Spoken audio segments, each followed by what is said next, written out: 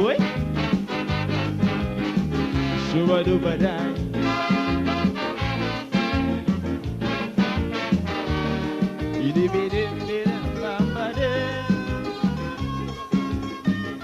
This blessed country, oh land of beauty, I pray for thee.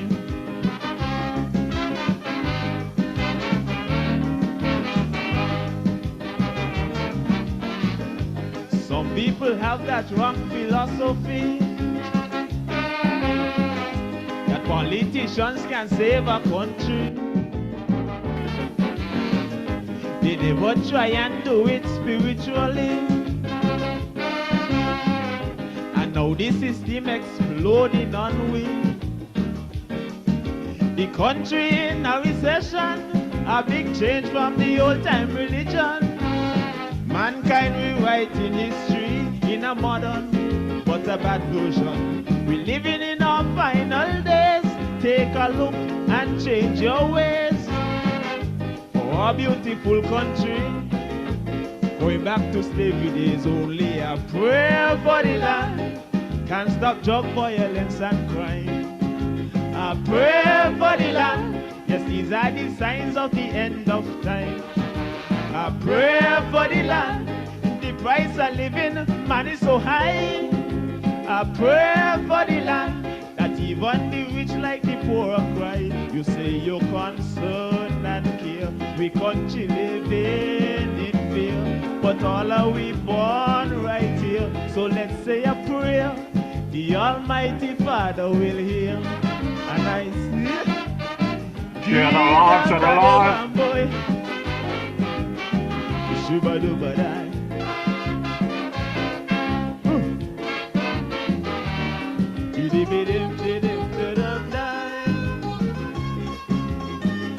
Oh God Almighty, show some mercy on this our country.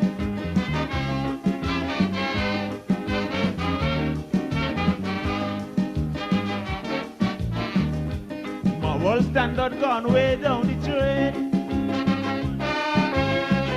Little children using rum, crack and cocaine. It seems like wicked-itions gone insane, and everyone playing the dirty game. Too much guns and drugs in the country, owned by Tom, Dick and Harry. But if you're wrong, you must pay for it, for the law, no one above it. Put an end to victimization, oppression and segregation. It's not a good thing for this country, so let's try and wipe it out totally with a prayer for the land, of fire and brimstone go burn with it. A prayer for the land, some say they're picking out who should get paid. A prayer for the land, and that's why the prisoners burn down the jail. A prayer for the land, one day it must prevail. Please don't let this country become an next Haiti. No peace, no unity. Bow down humbly, the Almighty will answer it. Oh yeah, Didam boy, Shuba duba die.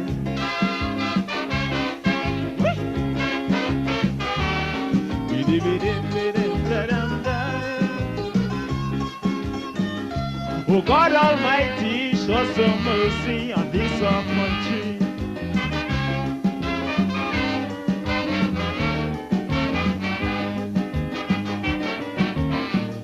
They now call we terror Paradise Island. No longer a country where peace abound. Yes, I used to boast about my land of beauty, the freest nation with democracy. But now we are the capital for drug pushers and money launderers. Shame and scandal is on we, take it state and it's universally. Some blame it on the politicians for the unstabilized conditions. We going from bad to worse, our blessed country now cursed. But a prayer for the land, will help us to live with other people. I pray for the land, for that's why the nation in big trouble. I pray for the land, united we stand, divided we fall. I pray for the land, citizens answer your duty call. Righteousness exalts a nation. The most I hate poor man depression. So I'm calling on everyone to take a stand. Take it, listen to my song.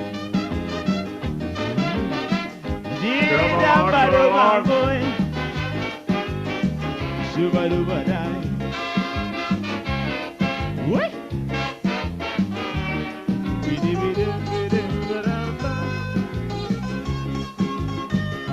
This blessed country, oh land of beauty, I pray for thee. Sound of the man King Craig, the mighty Craig. This one is called A Prayer for the Land, a prayer for the Federation of St. Kitts Nevis. It's a beautiful Wednesday afternoon here in the Federation of St. Kitts Nevis. I'm DJ Marisha coming to you live and direct from my bunker here in the Republic of St. Paul, St. Kitts. Yes, some thunder, lightning and stuff lighting up the place outside there, but all in all, everything is nice here in the Federation. As usual, we come to you on a Wednesday afternoon to give you some updates and what's taking place in our beloved Federation of St. Kitts Nevis here and the surrounding areas. So just before we get into the meat of the program, let me just drop this clip and let you folks who might be surfing the web and run across this link, what we're all about here at the DJ Marisha's platform. So it's a prayer for the land, like I said, a prayer for the Federation of St. Kitts Nevis, a prayer for your good citizens around the globe. And by any measure, let's pray that our beloved Federation can make it through this hurricane season that is ahead of us at the moment. And as we know, some of you folks might not like the thunder and lightning, so just be calm, just be safe. We're going to be all right. God will not give us more than we can handle, as they would say in the good old days. So take a listen to what this program is all about this evening. Wednesday evenings are heating up. Log on to DJ Marisha's Facebook Live broadcast every Wednesday evening from 6 to 8 p.m. It's a frank and candid exploration into the social, cultural, political, and economic issues affecting our federation. And just in case you missed it, you can also catch the broadcast on his YouTube channel, DJ Marisha. Subscribe to the channel on YouTube and smash that bell. You will be notified whenever he goes live. DJ Marisha, every Wednesday evening, Facebook 6 to 8 p.m. or thereafter on his YouTube channel, DJ Marisha. Log on.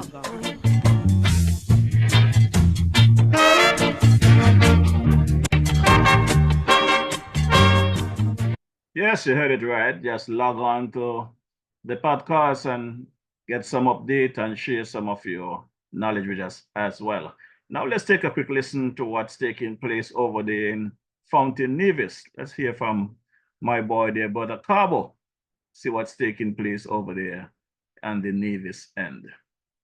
Cabo's, located at Fountain Village in Nevis, is the go-to spot for your Saturday treats. Tantalize your taste buds with his delectable Cabo's Delicacy Goat Water. Or, if you prefer some soul food, then Cabo's Punji and Fish is definitely the way to go.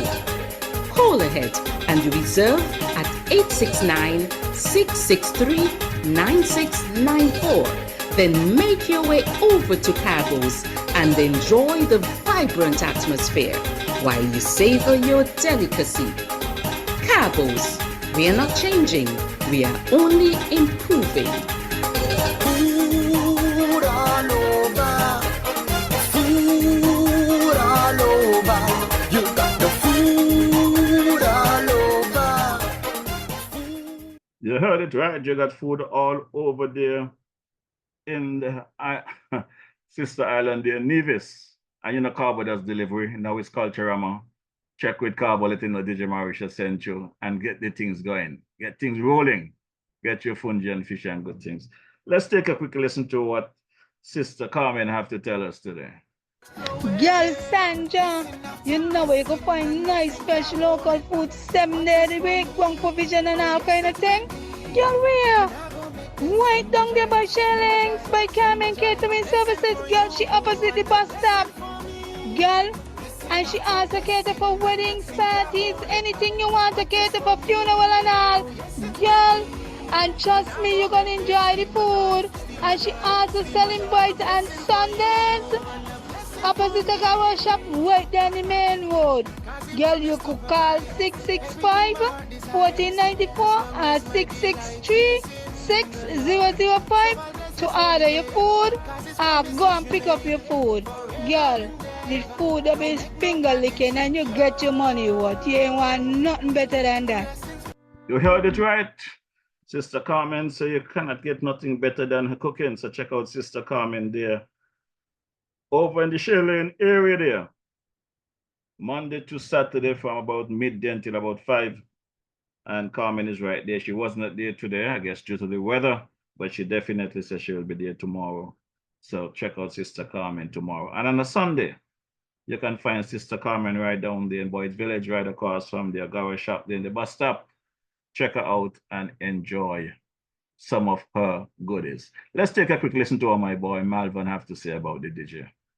Hey, this is Malvern from Spectrum Band, and you're listening to DJ Marisha, playing you the best in Caribbean music. You got that right. Hey, this is Malvern from Spectrum Band, and you're locked into DJ Marisha. Keep it locked. Right there. Don't move that dial. Yes, my good people, good evening. Coming back to you again, like I said. Last week I had to broadcast from a remote location there in the Basti area. Thanks to my cousin there, Sister Gloria Hutchinson, for giving me that feed, as I had to make an airport run, and it would have interfered with my time getting back over here in the Republic of St. Paul. So drop short and make sure that I did my thing and that end. You know, this evening, we're gonna kick it off straight with Dwyer's commentary this evening. He's speaking about the pensionable folks there that got knocked about over the years, and finally the new Drew administration see it fit to take care of those folks that have contributed so much to the economy. So let's just drop Brother Dwyer real quick, and I'll come back to you in a bit. Yes, I'm coming a bit early this evening because I figure instead of waiting around until 6 p.m., there's rain, there is thunder, there is lightning. I do not know if at some point the electricity will be turned off. So for you, my good online listeners, I don't want to drop you short this evening and don't give you something. So I come a bit early for you. You know, it's always about you, the online viewership. Think about you guys day and night. Love every time. Love Condon. Greetings. Commendations to the Drew administration for beginning the pensions to be paid to government auxiliary employees, also known as GAEs, formerly non-established workers who never got a pension, although, like the civil servants who got one, were public workers anyway, contributing significantly to the success and survival of the government service and of the country.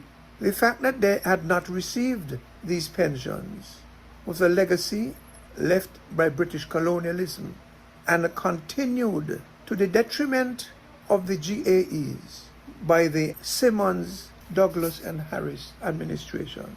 And now this has been rectified. And now, like the civil servants, the GAEs will get not only a government pension, but when they reach Social Security retirement age, they will get a Social Security pension too. 2 pensions, which is a wonderful arrangement that gives them the assurance and the confidence and the comfort, not only from the benefits derivable from these two pension funds, but also when they get to old age. In those days, they don't have to be uncertain. They can live comfortably in the knowledge that a regular paycheck and other benefits are flowing in their direction.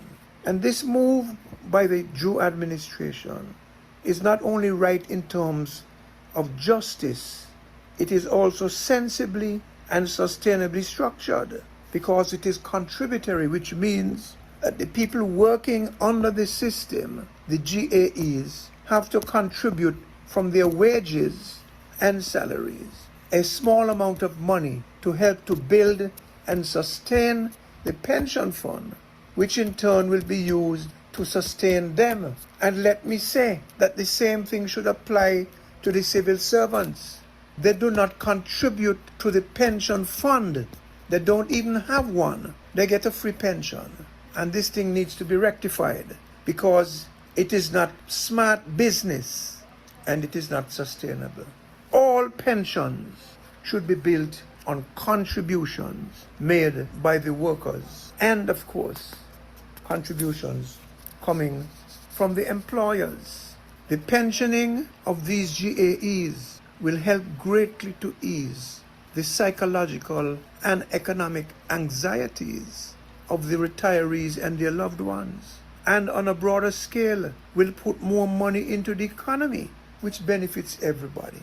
Let it be also known that with the introduction of this program, and let me repeat it because it is important, these workers, like the civil servants and like workers in companies in the private sector, which wisely and to their credit, for example TDC, have their own pension funds. All of these workers will get 2 pensions, not 1. I don't think any place in the Caribbean has something like this. And all, as I said, should be in a position where they enjoy these 2 pensions. So I work as a GAE for 25 years, from the age of 20 to the age of 50. I become pensionable. While I'm in the pension fund, I have access to benefits from that fund. The fund would have to be professionally managed, not any government political cronyism, foolishness, and corruption, but a clinically and professionally managed and administered fund. The GAEs put into the fund, the civil servants put into the fund. From that fund, investments can be made in real estate, in company securities, in government securities, in development projects, in all manner of things. And the investments from those pension funds would benefit the contributors to those pensions. Pension fund schemes are among the biggest and most successful investors in major investments throughout the world. Teachers' pension funds, tradespeople's pension funds, union pension funds, and all of this. Pension funds are a major source of wealth development for poor people. So this is a step in the right direction, and the government should put in place an arrangement whereby the entire private sector has to get into a pension program as well, just like TDC, and workers who want to benefit from it can. Those who don't, that's up to them. Imagine pension funds building up in this country. That is wealth for the workers, opportunities for the workers to borrow money, put an addition to their house, to buy this, to send their kids to college, for any variety of good purposes, and putting more money into the economy for everybody else to benefit. Workers not only supposed to go to work and get a paycheck at the end of the month and a pension at the end of their term of service, they must be able to contribute to and be part of a pension fund that is a wealth grower for them. One of the biggest shareholders in some companies in Canada and the United States and Europe are workers' pension funds. Get the importance and the necessity of this. But the government has to ensure that they are properly established, strict guidelines scrutinized properly, maybe with the assistance of the central bank, proper actuarial involvement. I'm expanding on the good move made by the government last week and trying to show us how much better it can be, not just for the pensioners, but for the entire country. Nobody likes the idea of money coming out of their pay, but if those deductions are going to ensure that in your old age or in any medical or other emergency, money is available for you and or your loved ones without your pocket taking a hit, or without you or your family having to beg somebody or beg the community or set up a GoFundMe or look to the government, and this saves the government money as well, then you will appreciate that it is better for you and for everybody else if there is a proper contributory pension plan for everybody in the country, in addition to social security.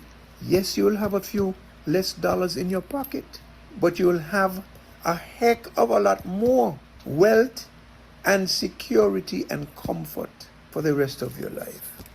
These things are wonderful pathways to empowerment and prosperity for civil servants, GAEs, teachers, nurses. And by the way, the civil servants are not united. They don't have an association. They don't have a union. And one of the things, for example, that is causing them to lose is a position on the Public Service Commission. We are losing out on opportunities because we lack the initiative and the vision and the understanding that there is opportunity, which is our responsibility to grab.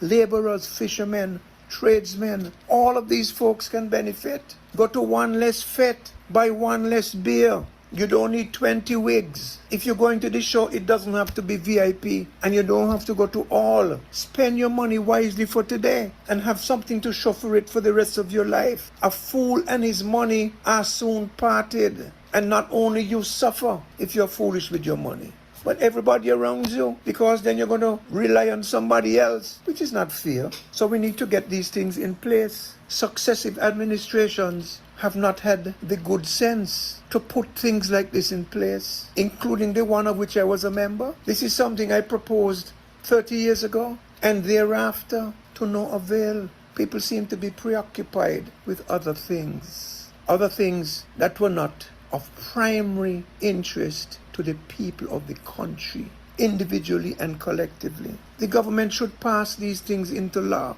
and not worry itself about political fallout and economic losses, because if properly explained and if mitigating measures are introduced, which the government can do, the political fallout, if any, would be minimal, and the benefits to individuals and the country would be massive. Even now, as efforts, much needed, if I may say so myself, to step up on economic activity in the country and put more money into circulation. We're going through a tough moment. Even now, measures can be taken by the government, and they need not to be shy or hesitant about extracting pension contributions. This is not rocket science. Cut down on the VIP, cut down on the luxury. Start living within your means. Prioritize your needs over your impulses and your desires, and you get by tomorrow and the next day.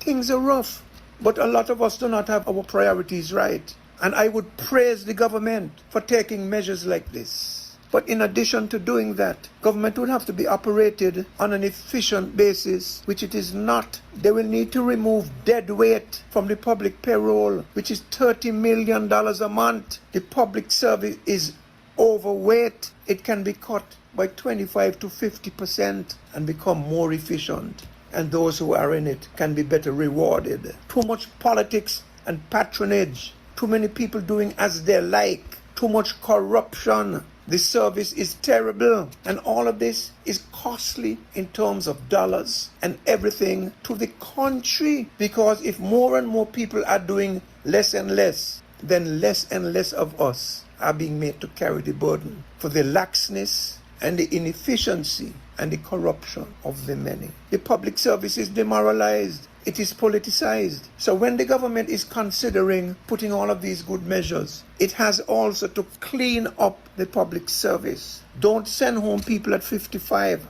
That is when they are in the peak of their institutional knowledge. 55 was long ago when people were dying earlier. Carry it up to 65 or whatever it is. Carry up the social security to 65 or more. You can get a pension before that, but it will be a part pension. And don't be sending home people, as I said, at 55, paying them a pension and then paying their replacement with a salary. That's not good money management. That's not good management. That's not good business. It just doesn't make sense. It's just baffling to me. It's stupid. The public service, and I have to say this, is in a mess. Supervisors cannot discipline subordinates. They're going to the politicians. The subordinates are winning. There's no discipline. There's a breakdown of morale and chain of command. And it is costing us at least $30 million a month. And it is contributing to the poverty that is costing us $250 million a year in these social safety nets, which are no flattery to us. Because the more money we spend in social safety nets means the less efficient and productive we are. We have STEP, which was PEP before that, and YES before that. Going back to 2009, there are people who've been working in it since then. It's supposed to be a temporary program, an incubator, people working on it for 10, 15 years, and employers getting free labor, wages, and payroll benefits are being paid by the government. Our tax dollars. That is wrong. While you are giving the people a pension, and that is good, make the pension system proper and clean up the government, the incompetence, the political favor, and the corruption and inefficiency. It's just ridiculous. Subsidizing employers for 5 and 10 years. Free labor. Where can that happen? In what respectable, self-respecting, efficient country you hear about that? Is the country a basket case? Is the country a welfare state? $250 million a year in the basket, plus $300+ million for public salaries. That's more than half the revenue of the country in just those two items. It tells you that something is fundamentally wrong. The money we need to spend on more productive things is not available, and the Drew government has to fix these things. Some will not like it, but the country will benefit from it. And don't talk about all of the other concessions that people get, investors get. Don't talk about all of the other duty-free cars, all of the leaking of money, all of these police officers who are on duty securing ministers. I don't know what the ministers are afraid of. And drivers, what's this? When you go to the people to ask them to vote, you don't walk with all these security. You can't say you're for the people and you love them and they love you and you're still afraid of them. And at their cost, protecting yourself from them. I'm not knocking the need for security. I'm saying this is excessive. The travel is excessive. Those expenses are excessive. You can have meetings on Zoom. There is simply too much inefficiency in discipline, unprofessionalism, politics, and corruption in the public service. I am in possession of information regarding happenings in customs and police and contract-related matters. And as we say, they hot head the information, hot head, and the headache becomes even worse when you see some of the names involved. Some people are government, SCELEC, customs, inland revenue, etc. Massive amounts of money. I know the story of a woman, the wife of a prominent figure, who tried to cheat the customs on duty on goods that were already duty-free. She's so scampish, she didn't even know the goods were duty-free. The wife of a prominent person who goes around this country waxing philosophical and waxing altruistic. Opportunistic, was looking for a job regardless of who was to win. I know what's going on, and you will know. And I don't want to pinpoint anybody and name and shame anybody. All of us are sinners. But these guys have to clean up the government and clean up their acts.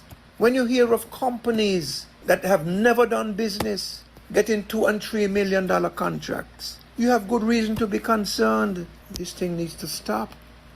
And if the government doesn't stop it, somebody else will have to come and do it. And if they don't stop it, they will be regarded as accomplices in it. So you're going to lose some votes, but you're going to put the country on the right footing like they did in Singapore. And the Singaporean government, the party in power, did so well in 1965 in putting the country on the right track. I believe Singaporeans have kept that party in power all of those years. In a democracy, if I were to tell you about the rackets that certain people are engaged in with regard to importing and clearing goods, the conflict of interest, the insider trading, the double dipping, and the people with whom they have close ties, you'll call me a liar. Here is the short point. The high-day robbery is being committed against the people of this country through government offices on a daily basis. And while the GAE pension is great, the Drew administration must clean up the mess. And it must do everything to make sure that the right amount of money flows into the treasury so that the GAEs and the other workers can get sustainable assurances of pensions and other benefits. And the needs of the country are properly met. And one of the things that the Prime Minister can do now, like they're doing in Dominica, is revoking citizenships of people who got them illegally. Dr. Drew can collect over $300 million to help put this country in a better place. And if he does not do so, it will be his fault and the fault of his colleagues. So what's the point? The point is wonderful for the GAEs, but all of that must operate within the context of the government operations. And the fact of the matter is, and it's not just now, it's always been, the government is run like a bar shop. Not in all cases. There are a number of efficient, courteous, professional, successful individuals and departments throughout the sectors of the government. But generally speaking, the incompetence, the political patronage, the wastage, the incompetence, again, the corruption at all levels have to stop. And it either will be stopped by this government or this government will be stopped by the people. I don't mean to put it in these harsh terms, but I'm talking about the survival and sustainable success of a people, and the hard decisions have to be made. So somebody has to grow some testicles here. Thank you. Yes, that's the commentary from my boy G.A. Dwyer Astafan for today, the final day of July 2024, July 31st. Very powerful commentary as usual, Brother Dwyer. I can relate to several things that you have pointed out in that commentary. I would hope that the powers that be are listening and take heed. My grandmother used to tell me who can't hear feel. Tinny Marish used to tell me when I hear what the granny say, salt, lime, and pepper there. Well, I'm gonna drop something here by my boy, the late great Winston Soso. He dropped this track sometime back then on a show that I did with him. And he told me, DJ, this is one of my favorite songs I love to sing. So let me bring this to you, the people of St. Kitts Nevis.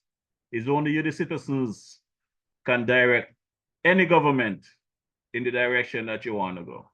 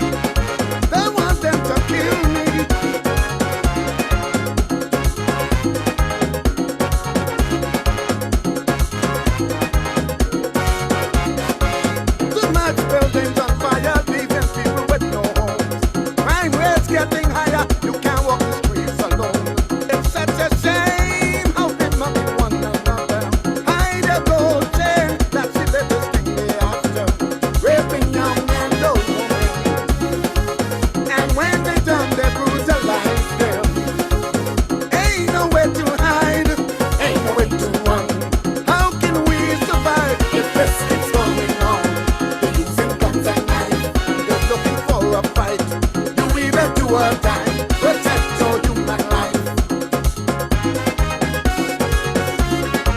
The late great Winston Soso. From the corner, somebody killing the neighbor. Stop it crazy. Don't want them to kill me. When you're on the streets, it's so embarrassing. Everyone you meet thinks that you're the same. You can't even say good morning to anyone. The first thing they think is that you're mugging and they want to run. Police at war with civilians. And it's all because of them hooligans. Ain't nowhere to hide, ain't nowhere to run. How can we survive if this keeps going on? Confusing guns and knives, they're looking for a fight. You either do or die, protect your human life. Think it's They're never. killing the neighbors, committing these murders. I'm so afraid, yeah, everybody's running scared.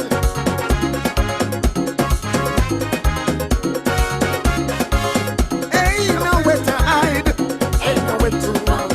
How can we survive if this keeps going on? They're using guns and knives, now they're looking for a fight. You either do or die, protect your human life.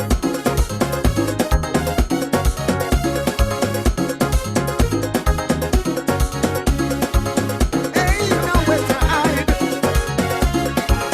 ain't nowhere to hide, ain't nowhere to hide, ain't nowhere to hide, ain't nowhere to hide, ain't nowhere to hide, ain't nowhere to hide,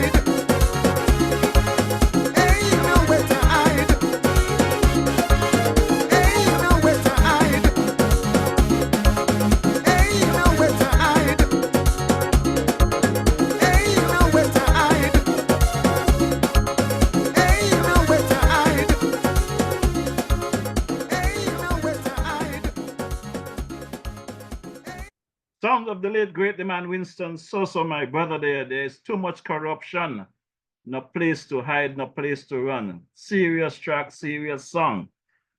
You know, as I listen to that track, I reflect back on how the young people decide they want to end their lives in this country.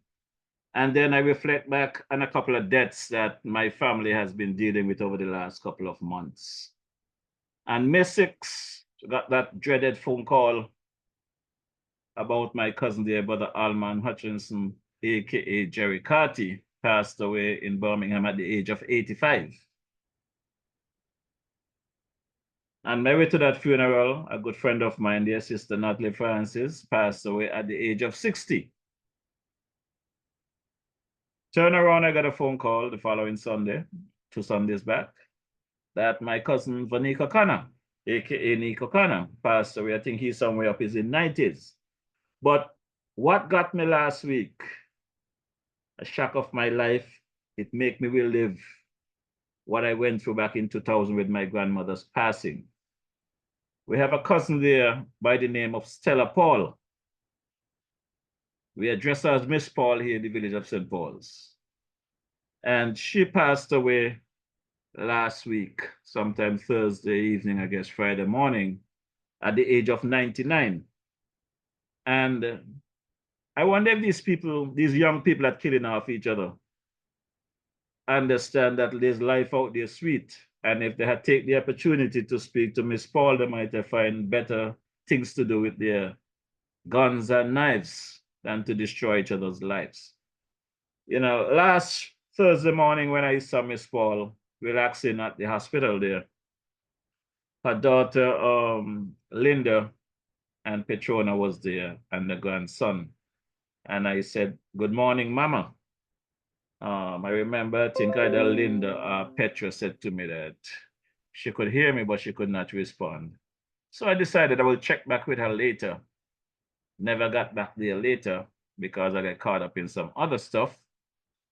But by the time I got there last Friday morning to see how she was doing, Sister Paul had taken flight at the age of 99.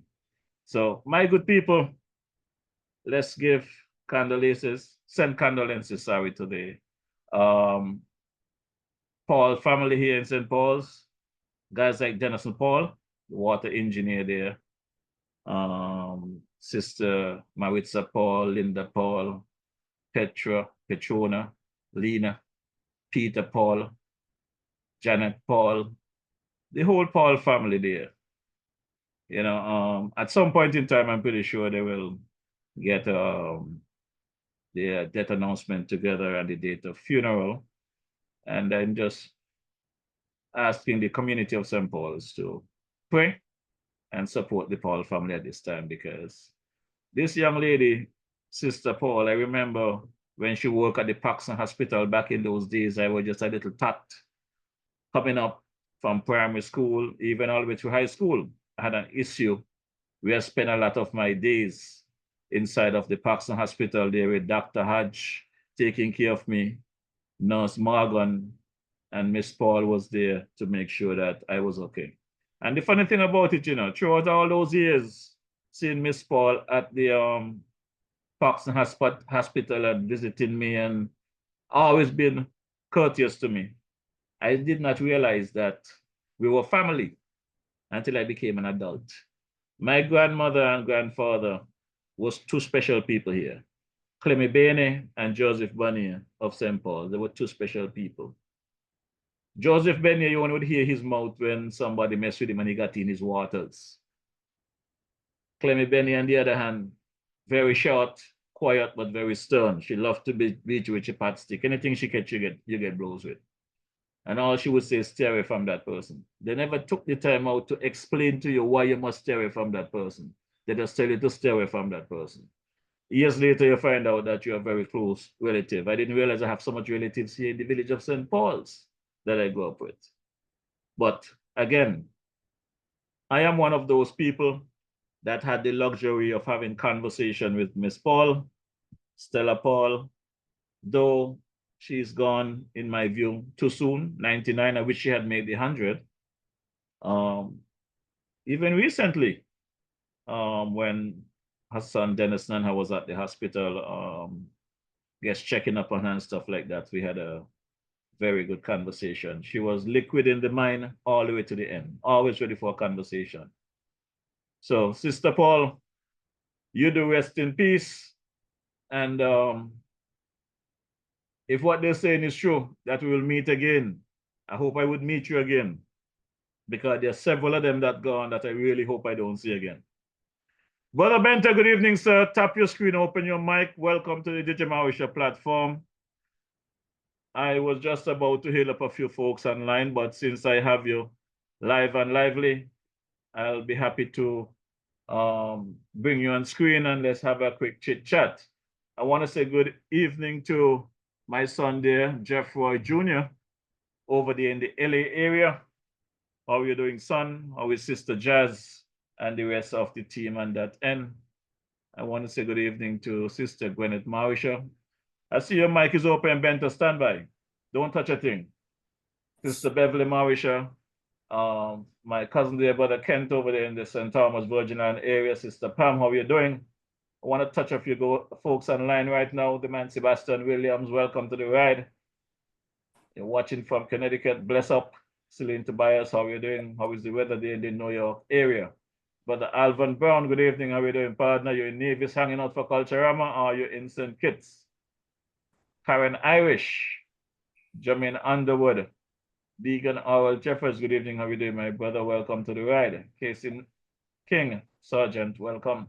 Margaret Skeet, Avanel Watson, welcome to the ride. How are you doing, Sister Avanel? Linda Clark, Thaddeus Theodosia Williams, welcome to the ride. Berlin Ali, Suzette Matthews, Wilma Prokop, welcome to the ride. Esther Idita Markman, how are you doing? What time is it there in the UK, Esther? You're up late. How is the weather there today? Joel, Smelter Jeffers. Good evening, Sister Rosita Pontin. How are you doing? Hope all is well. How is my girl there and the grandkid? Katuba Rumba, welcome to the ride. How are you doing? Hope all is well. Ronald Hendrickson, how are you doing, my brother? Welcome to the ride. Elsa Watley, The man Elvis Williams, aka King Freddie, how you doing? I saw your boy, the Green Tea in St. Kitts. Say you hanging out for Culturama. How we leave his sidekick behind? Donna Martin, good evening. Danny Richards, welcome to the ride. Alston Williams, Carmen Henry, good evening. How are you doing? Miss you today. Hope you are doing well. Ruby Walters, Montclair Tito Sadler, how are you doing? How is things here in the Toronto area? Kelvin Carty, Paul Proctor, Terence Arendelle, Alicia Marish, how are you doing, sis? How is my dad and your mom and the rest of the family there in St. Thomas? Sister Pauline Swanston, welcome to the ride. Sister Dorothy Allen, my mascot, how are you doing? Hope all is well. Brother Carmel Henry, how are you doing? Hope all is well with you and the force. Ruthven Hill, Sandra Huggins, good evening. Welcome to the ride. How is Melly and Yvonne and the Pudia? Hope all is well. And that end, Juliet Rose, Keisha Brown, Avril Dickinson, welcome to the ride. Denville Webson, Nigel Quick, Jeffrey Pemberton, Patricia Hazel, Larry Wharton, welcome to the ride. Angela Doe, Yashan Tafari, Margaret Taylor, how are you doing, sis? Welcome to the ride. Petalyn Carey, Daniel Atherton, my brother, welcome to the ride. How are you doing? Cecil Watson, Rosalind Powell, and Julius, Olivia David, welcome to the ride.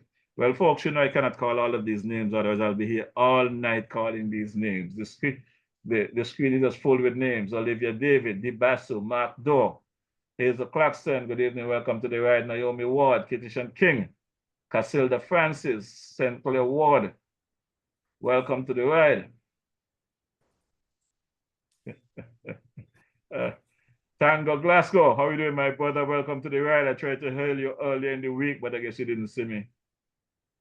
Pachino Hensley, Roland Archibald, welcome to the ride. Centric Daniel, Carlene Dickinson, Christopher Evelyn, Pat Brooks, brother Rabuka Bass, the man aka DJ Rabuka, Malcolm Poole, the sales Shepperton, Jennifer Bradshaw, how are you doing? Good evening. I saw your dad today, your sister and his wife, looking very lovely.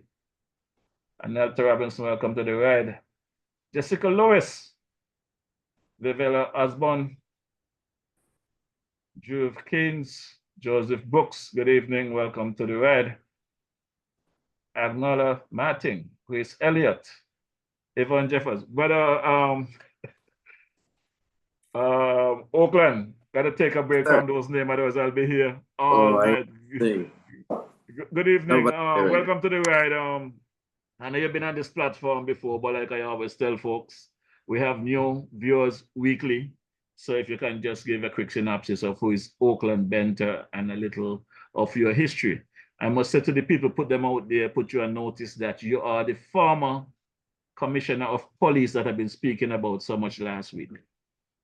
I want to thank you, Mr. Marisha, and to you and your listening audience. Well, my name is Oakland Benter, as Mr. Marisha explained. I am, in fact, an ex-senator of the U.S. Virgin Islands. I go backwards.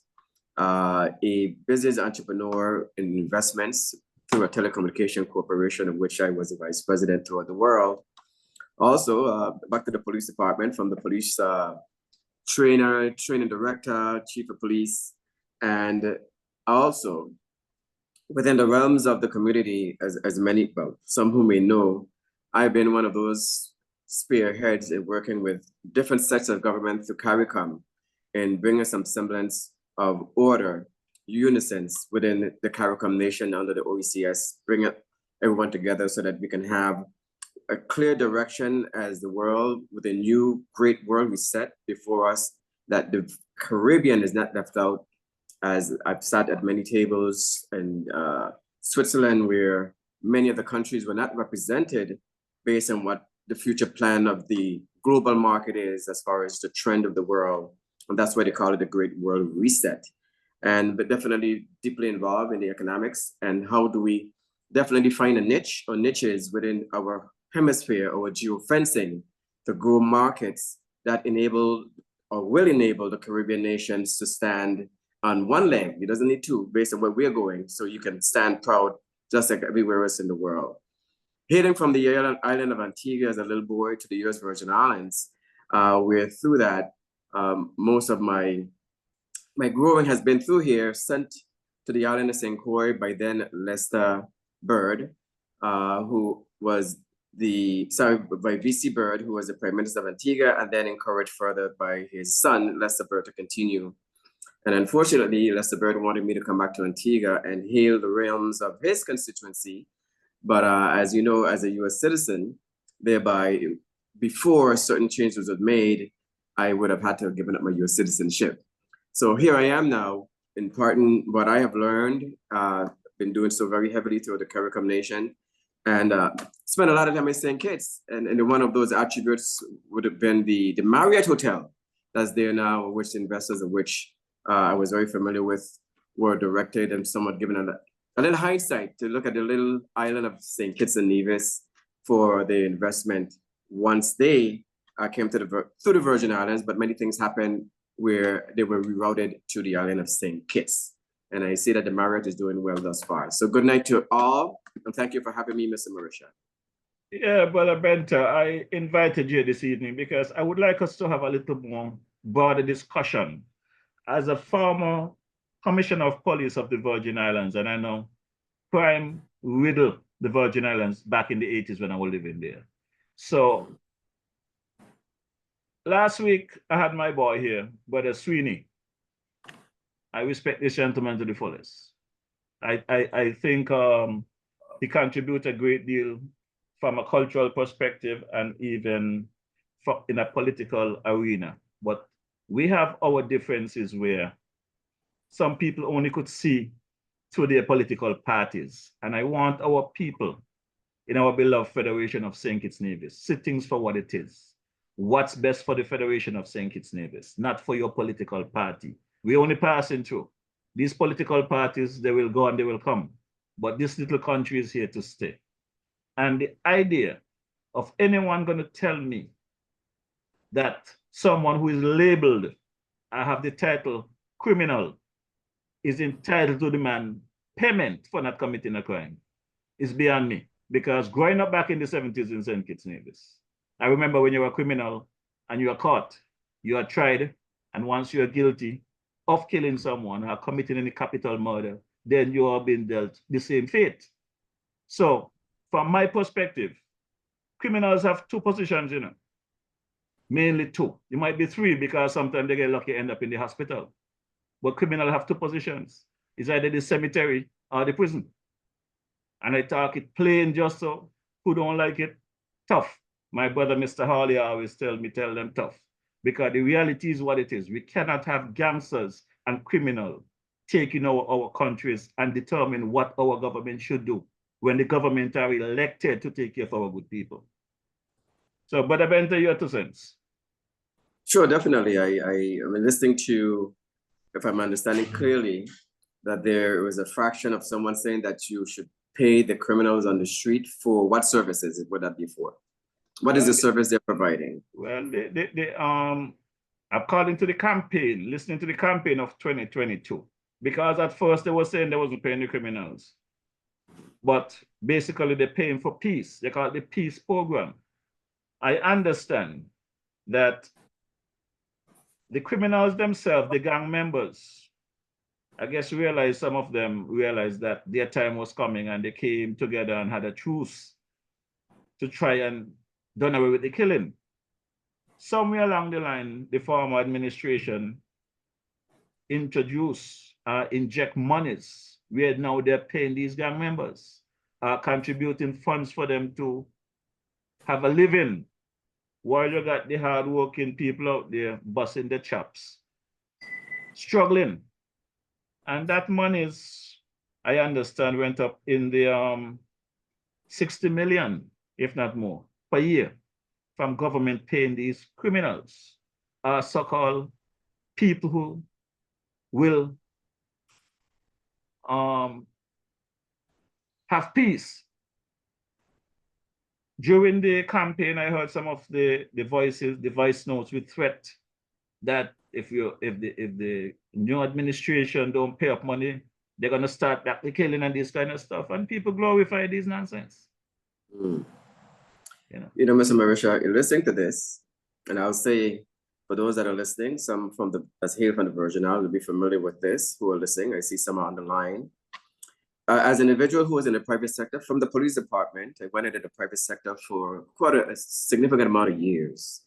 The government of the Virgin Islands, U.S. Virgin Islands, found themselves in a position where killings became rampant throughout the territory. And the then governor, through his cabinet, sent individuals to locate me and ask for me to return and assist in quelling the violence between the gang members as it filtered into the streets where innocent bystanders became part of the role of the act. Because once you start spraying these Uzis, AK-47s and so forth, it doesn't matter who's there, everyone who was in the range of that are affected. And as such, it was a hard swallow for me and I returned. But listen to gangs and individual that knows, and if the government knows who these individuals are, and they are in fact paying them to hold order, then the crimes they've committed in the past, what sort of adjudication has been put in place for the victims who were affected by these same individuals you're paying? And that's a serious concern, and that could be what you call a misprison of a felon or individual who have committed crimes. You know they have, but instead of addressing the issues with individual who may have been killed, robbed, homes broken into, or many other things, you say, well, we want peace, so we're going to forget that, and we start turning a new leaf. It doesn't work like that. But if you know what is interesting in listening to, as far as there are individuals who are being paid, that means that the government knows the crime they committed, one way or the other.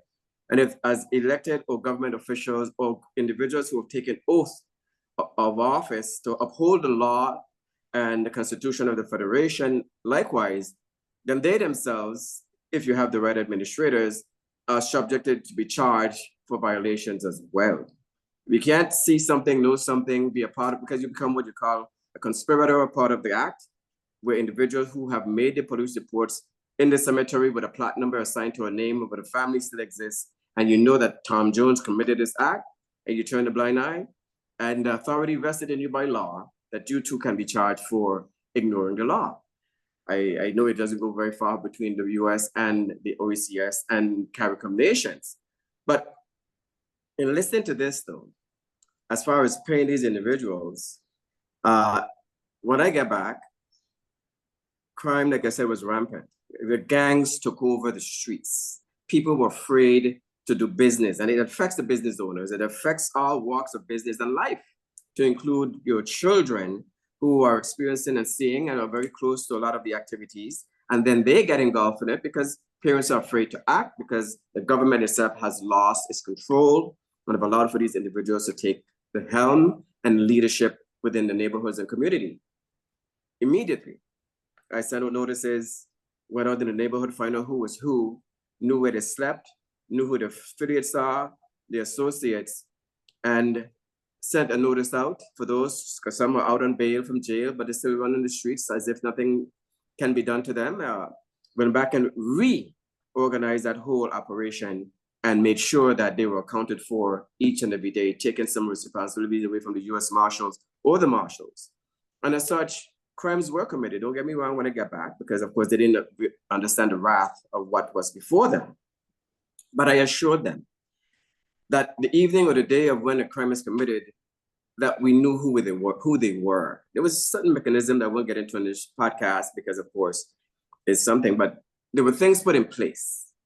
And I would say when it came to the press, that I would explain to them, we know who you are and we're coming for you. I had to let them know this. In some instances, many of them, myself, as then in charge of the police operation of the Virgin Islands, I would be in their bedrooms waiting for them to come home. I would be in their bedrooms dragging them from under the bed. And a lot of these individuals, the name they will call at all times is Mommy, help me. In some instances, I would pick up the parents as well.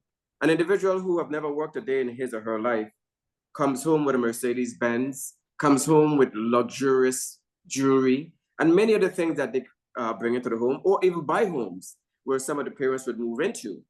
And the condoning of those behaviors, a fabric of what contributes to a lot of other things as well. We made sure that even to the parents, they were also taken into custody. You have to assure me how you were able to obtain these properties. Of course, in the US, you have taxes and so forth. If you're generating X amount of dollars or whatever have you, must file income tax one way or the other. But I say this to say to the government of my beloved stamping ground of St. Kitts and Nevis, before Music Fest began, it was a thing that became for cricket on the island of Nevis every Easter. That in those days, I saw such a strong resilience, honoring of the oath of office by all of the police officers that are there, the constables.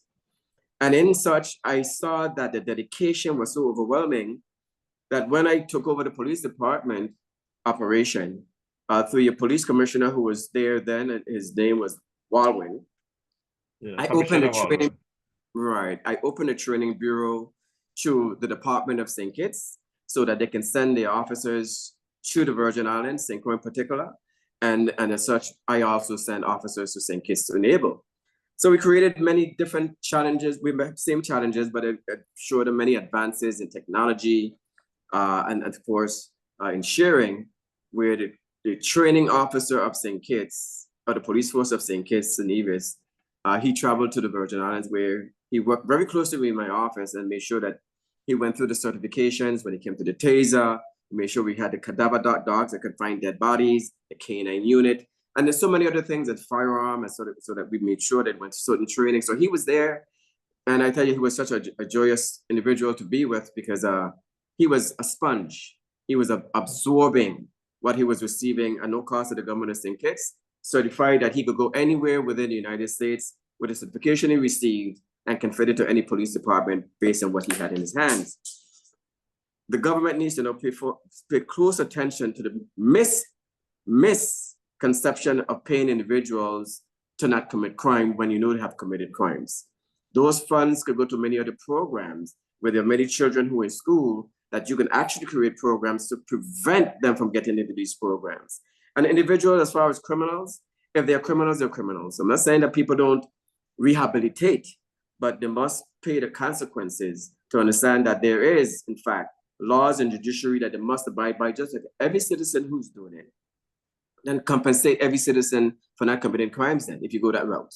Because then if you're going to start that trend where you're paying out, oh, you said 60 million, I'm noted here, annually, to individuals who don't work one place in this community, don't pay into Social Security or any other of the benefactors that enable people who retire to be part of the pension that they too as well as receiving, but just live free on the government agencies or the administration. It says that the administrators of the government, they themselves cannot administrate, or that they're involved in some way, form or fashion with these individuals. And I say involved in this way because I want to take people here to so you know, yes, government officials do get involved in issues. And as a police, in those days, and being a senator, when I became a senator, I realized that there was corruption within the Virgin Islands government. I realized it. And not only that because I was a senator side, but as a senator, you get to see even more when you go through the audits and so forth of the government. And as such, I vowed that there will come a day that I am going to make sure that from governor to senators to commissioners of this territory, that they're going to answer the call to justice.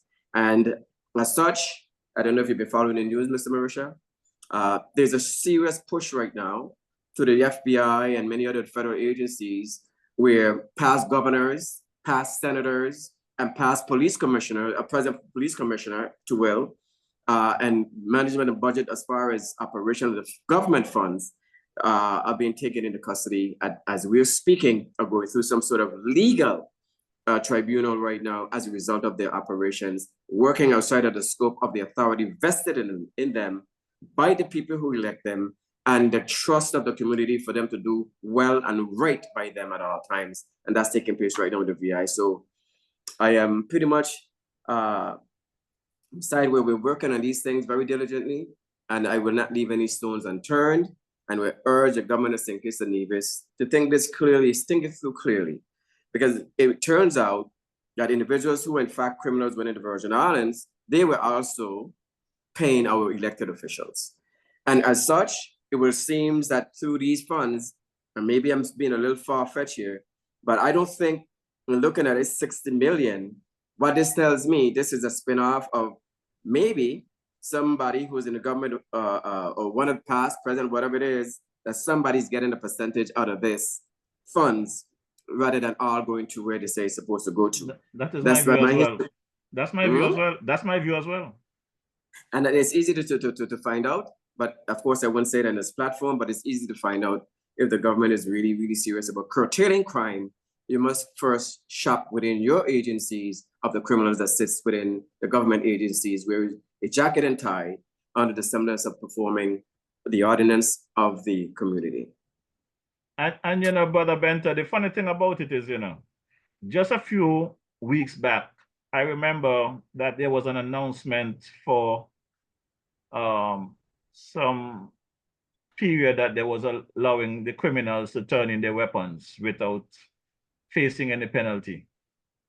And that went on for a while. And since that matter has passed, since that time has passed, you'll be surprised of so much the type of weapons and ammunition that is being confiscated from criminals. As a matter of fact, I saw one machine there, I think it's last week, that could cut you in half if they really fire at you. You know, these bullets, when they touch you, they're not leaving anything.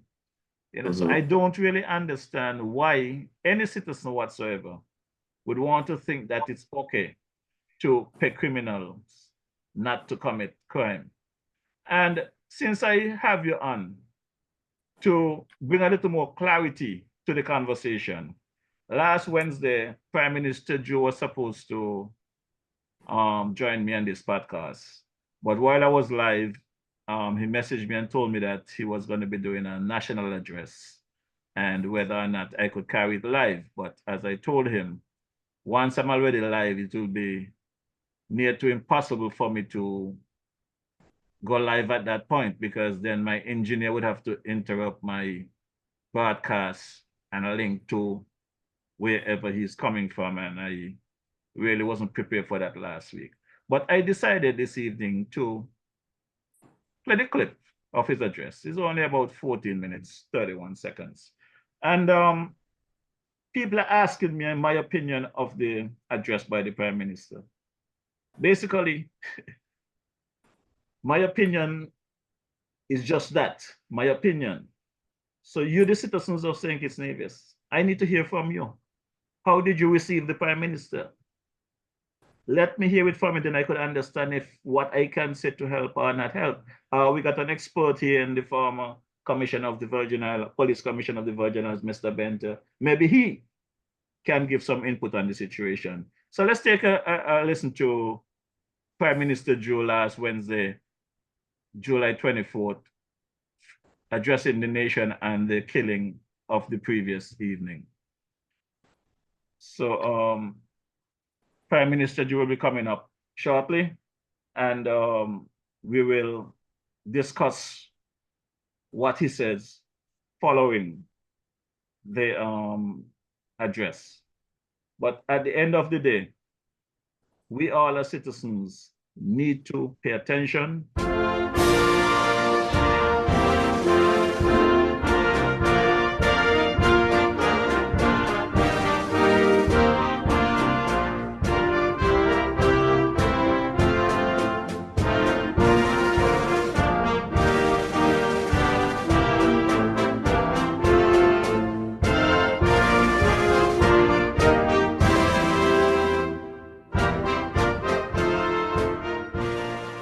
Fellow Kittitians and Nevisians, and those of you who choose St. Kitts and Nevis as your home, good evening.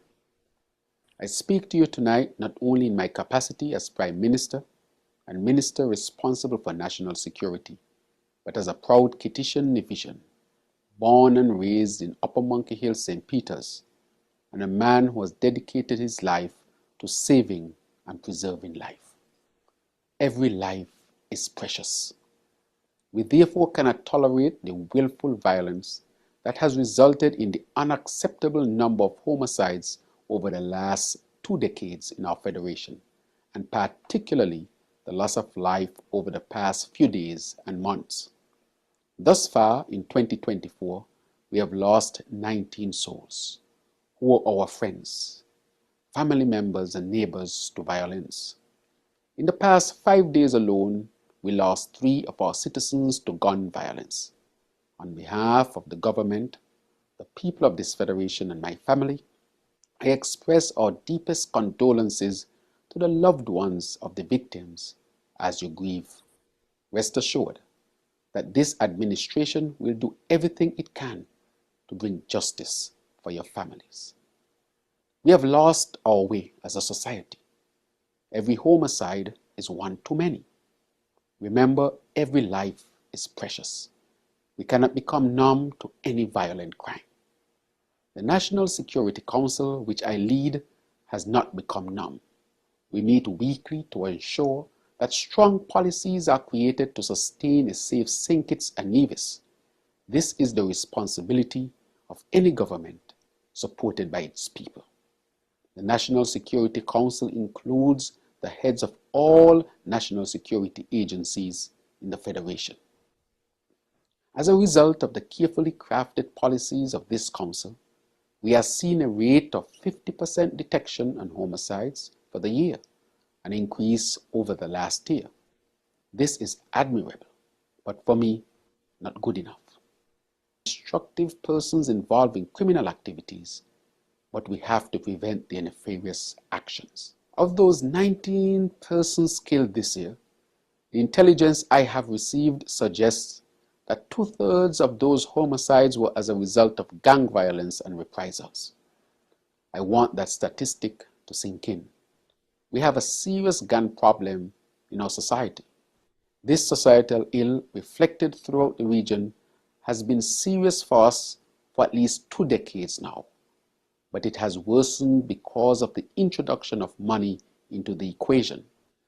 Not only do the gangs have numerous members, but because of the ill-advised peace program, they have significant amounts of money used to buy influence and dangerous sophisticated weapons which are used to carry out heinous acts.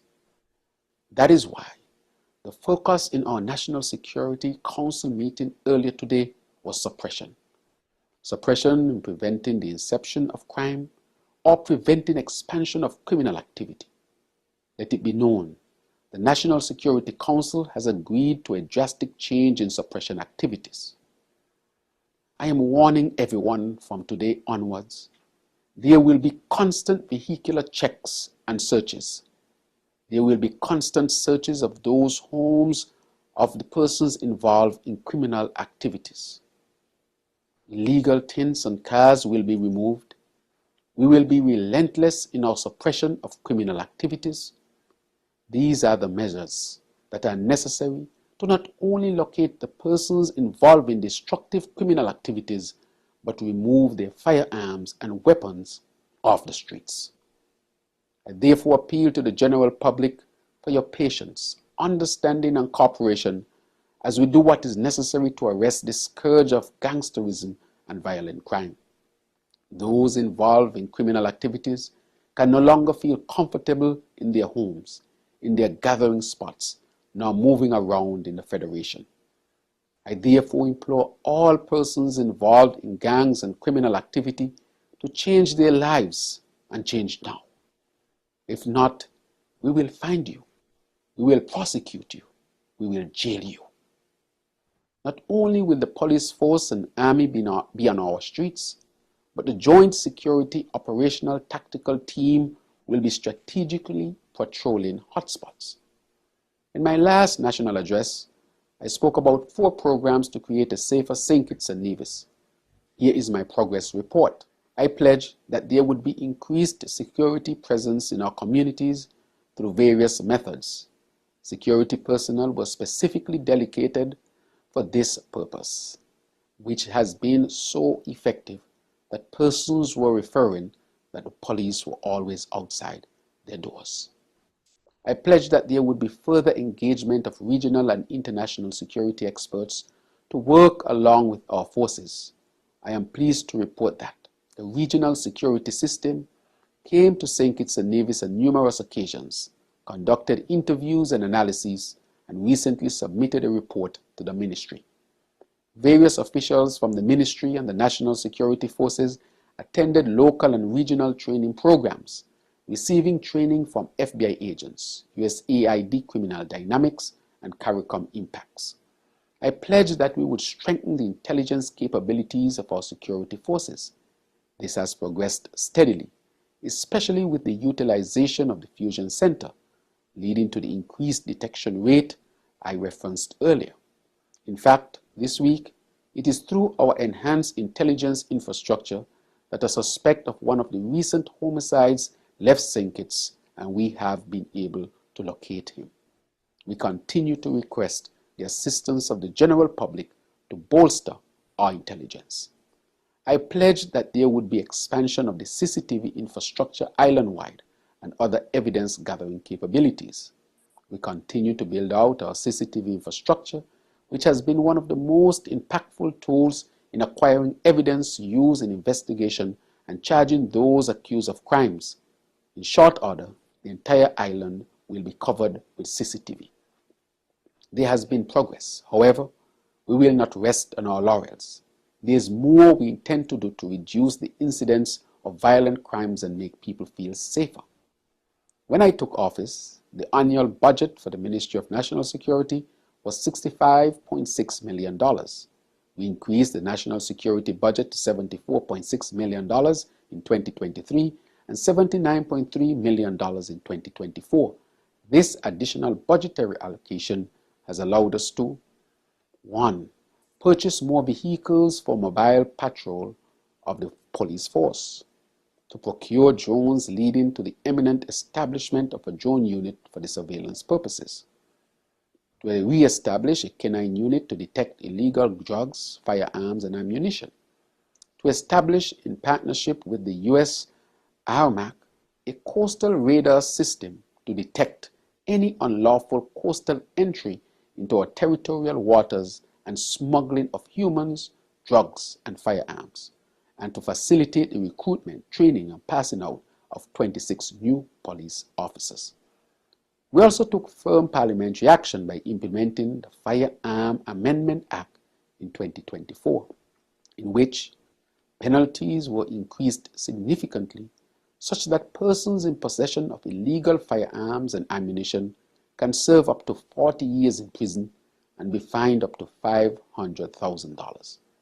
We also have embarked on a comprehensive criminal justice reform exercise, which has seen the Justice Interference Prevention Act passed in June 2024 and other legislation soon to come, such as legislation to allow gang-related trials to be conducted by a judge only in the High Court.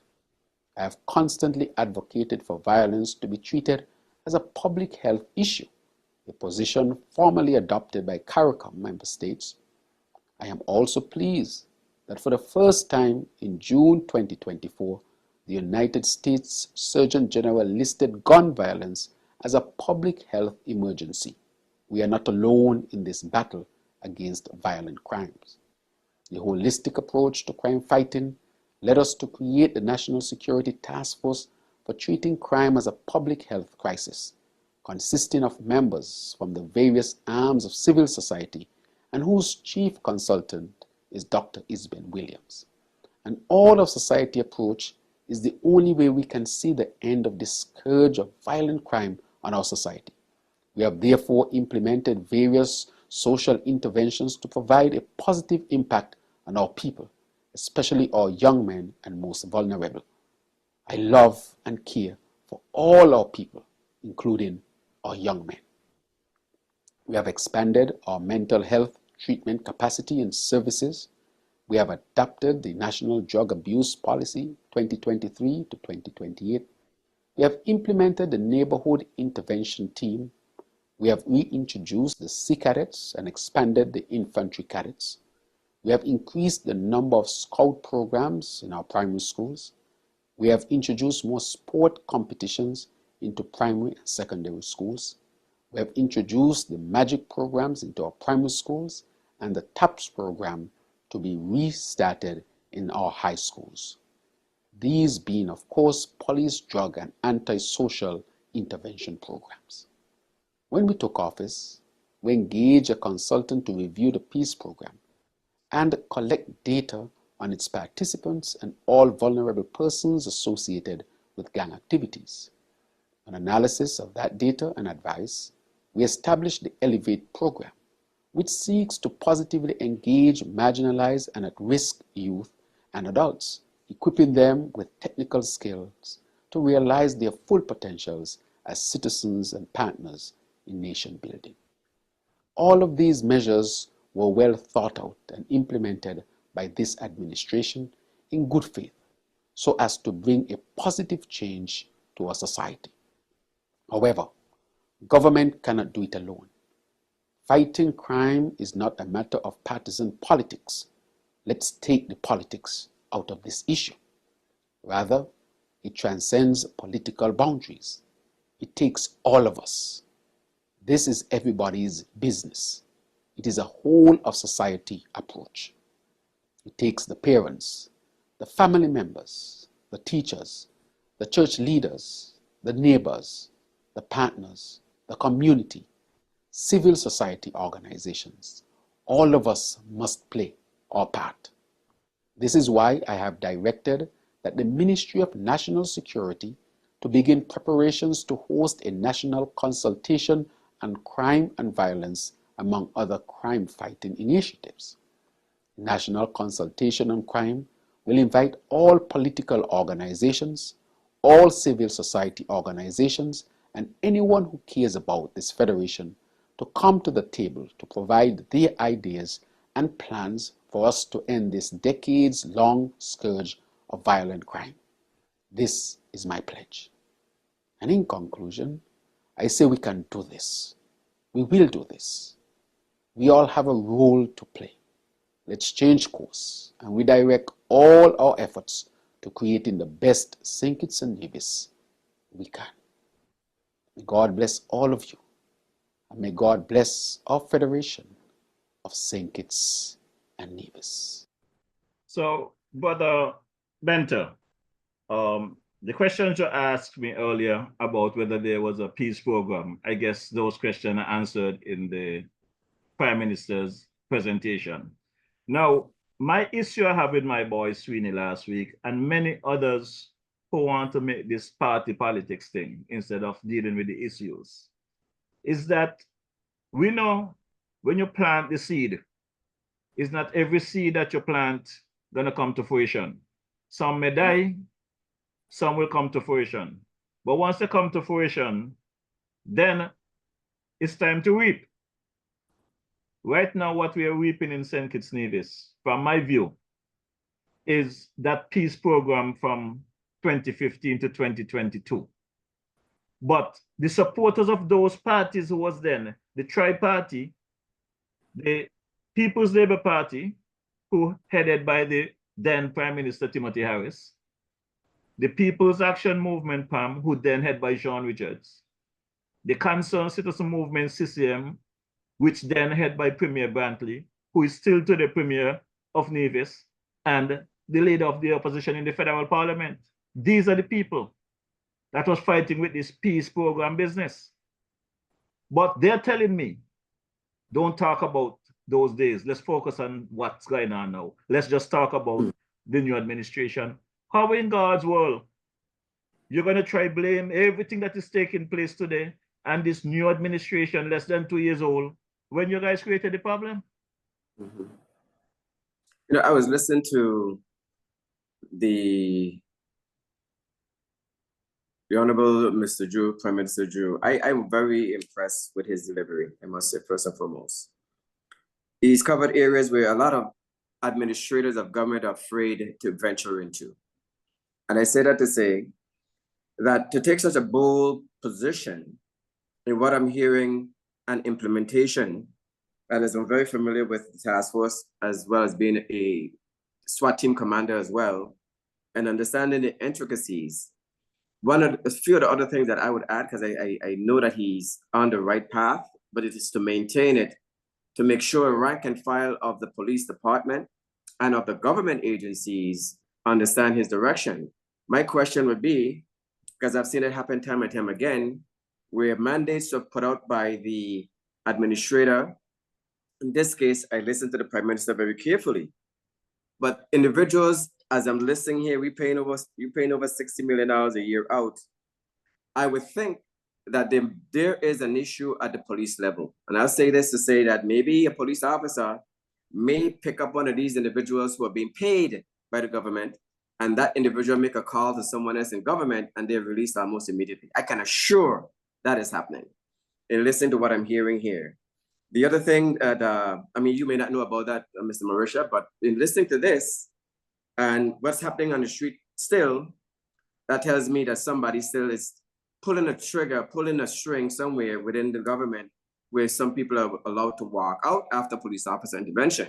So you would discourage the manpower or the law enforcement officer from doing his or her job. But I'm also looking at recommendation. The Prime Minister said, well, gang is an issue. I don't know if you have MS-13 on the island, which is a gang from out of the Hispanic version of this globe. And they need to add in the intelligence unit, you got to also add a gang unit and and in the intelligence, you have gang, I see, but you also have to add cyber, all right? And the intelligence unit, different units, okay? Intel, gang, and cyber. The intelligence units, you got the intelligence, but you have to have somebody trained in recognizing gangs and what role or what symbols and different things that goes with the fabric of what their ideology is. Then you have to have the cyber side, those who are on the computers, dealing with the cell phones, dealing with the internet, the social media, because of course these guys get very excited and they like to show themselves and like to represent themselves by saying, this is who we are, stay away to the other gang members, so they use those platforms. I also realized that he got into different programs, drug abuse and so forth. I'm very impressed with where he's going and what he has in his mind to address these things. Because, you know, if you don't grab the bull by the horn, then you're actually allowing this bull to run wild. And when it gets out of control, because you didn't tame it from before, you become subject of that bull running over you. So how do you now venture into knowing who these players are and what role they play? My question would be, where do they go to pick up a paycheck? And what bank do they go to change a check, if that's the way it's handled? And many other things, and bring all of them into different settings, not at the same time, because you have different rivalries. And then I'll leave it there, but there's certain things that can be done with that. In St. Kitts and Nevis, it's but so big. There are individuals who know a lot of things. They're not a part of the criminal affiliation. Part of the 60 million go towards getting what you call confidential informants. But that requires a special unit to handle that so they don't expose these individuals as bringing credible information to assist the process of bringing these criminal enterprises to justice. And as the Prime Minister said, that he will have a certain court assigned to listen to these cases. I like that, because of course, the other thing would be, as I've seen and I've learned, the security of all of those individuals who now become an intricate part of bringing these matters to justice. Time and time again, I know that a lot of times these individuals get personal phone calls and threats direct to them. I push what you call a 10, 15, 25. If you have ammunition, each ammunition in a gun is 5 years. Each ammunition, each round, not just a gun, but each round, 5 years, added to just the actual crime of having an unlicensed firearm in your hand. And every person who is within the region of where you fire shots, that I make sure the officers who get there start counting heads, right?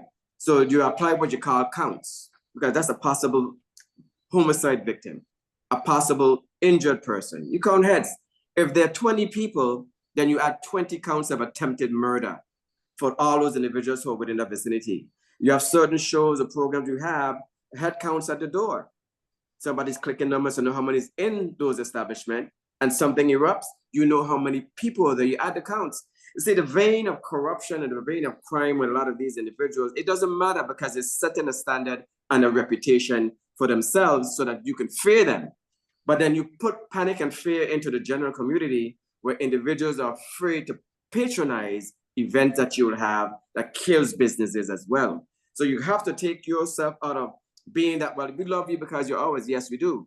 But if you walk the line of crime, then you could do the time and the right way if you apply it the correct way.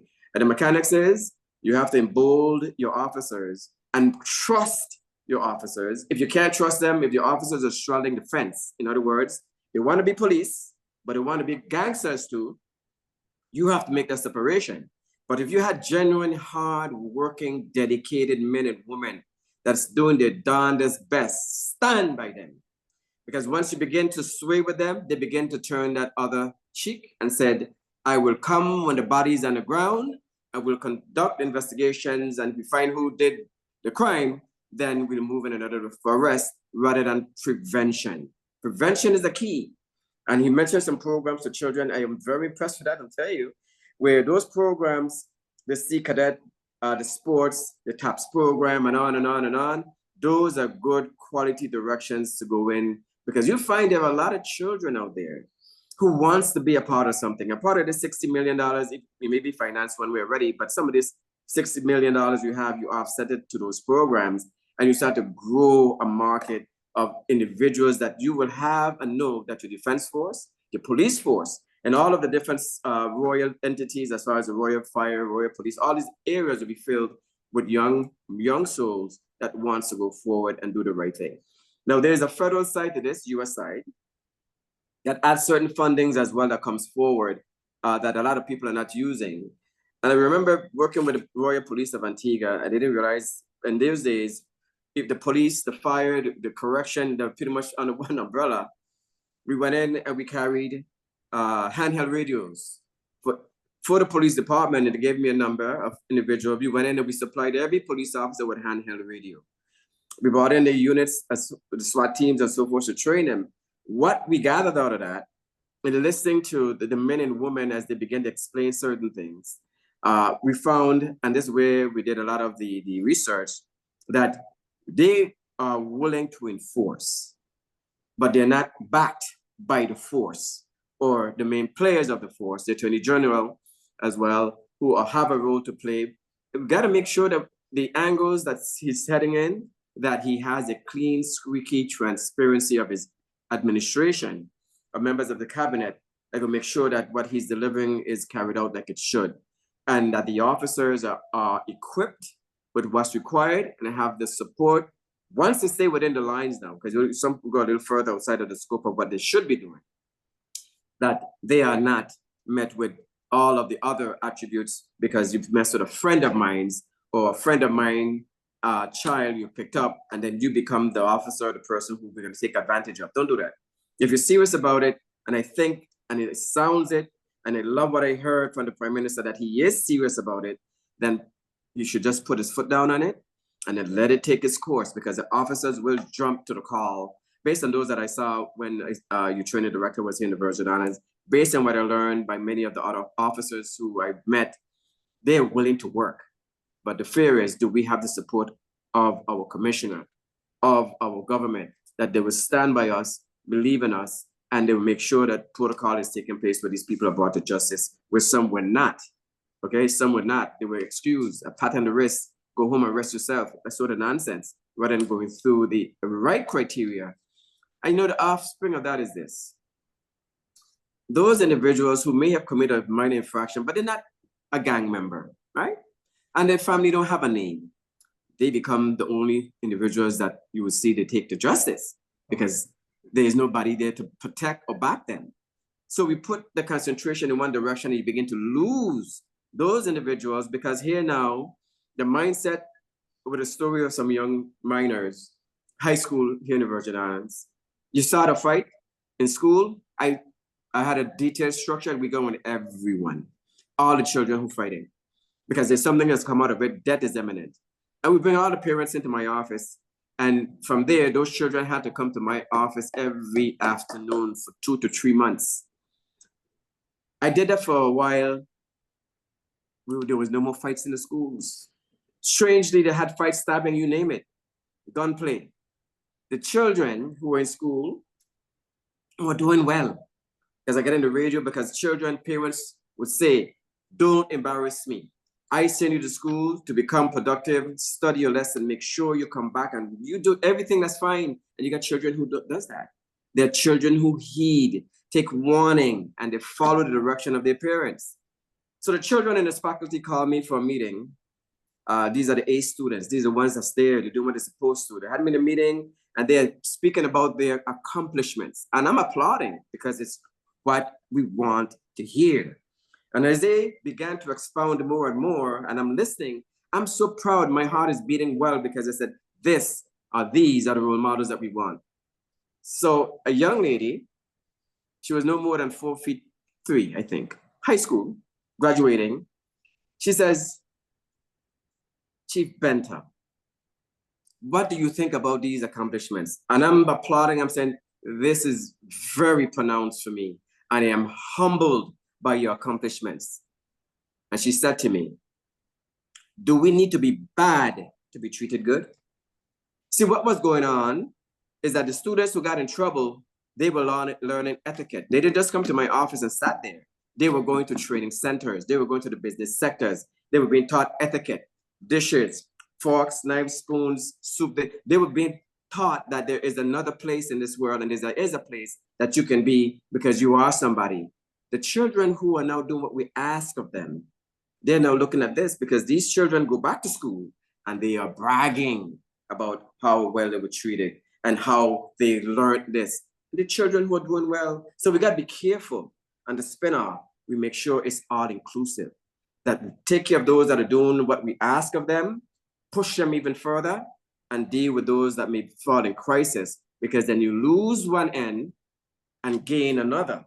You want to gain all and keep all within the same semblance of growth that we all will appreciate because we love all of them. You know, Brother Benta, listening to you and have a little experience from the NYPD. It's really heartbreaking. We don't like to call a spade a spade. But from my experience in the NYPD, and I want to believe it's the same thing here in St. Kitts, I do not know about the Virgin Islands, that they are corrupt cops. They are corrupt officers that join these departments to commit crime legally. Not too long ago, and I'm not trying to go off on a different thing, but not too long ago, you remember there were several killings by cops where they might be choking, foot in the neck, stick up Louima bomb, all kind of stupidness that is not policing, right? And at the end of the day, we have to call a spade a spade. I don't know how often I would say this, but every chance I get, I will say it.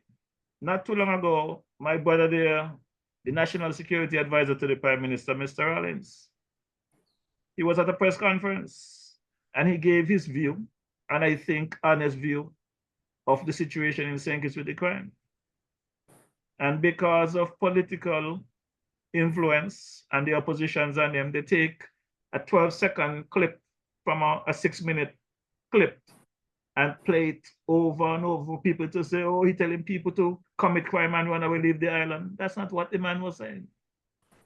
But we, as citizens of this federation, the politics is getting the better of us. And that is where we are losing our communities and our young kids. Because if we gonna have the common sense to do the right thing, but we choose to do the wrong, what do you expect from these young kids who don't know better? When you're gonna have broadcasting, parliament and television, YouTube, and the politicians, them in there fighting and disrespecting each other, breaking laws inside of parliament, and these young kids out here, that's what they're thinking about. That is where the action is. That's what I want to be.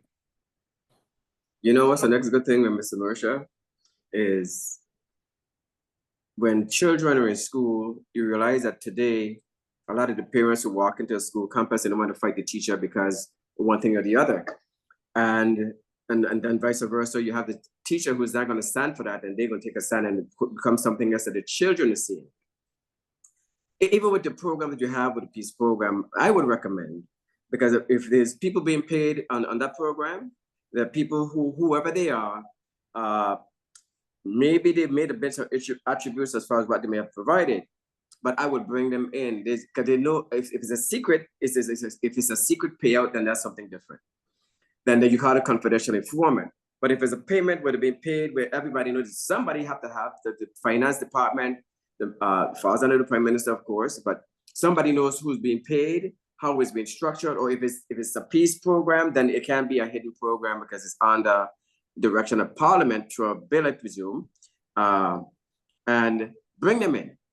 I'm pretty sure there's a lot of them that you can extract and make sure that they're not being paid only, but then they walk a straight line, or check and balances. I don't know if there's any check and balances, but after a while, you could spin them off into one of the government sector, but ways of some other training that they're going through, rather than just paying them not to commit crime. You bring them to some sort of training program that they must complete. Brother Benton, And no criminal should be paid not to commit crime. And where I am concerned, it's almost 2 years.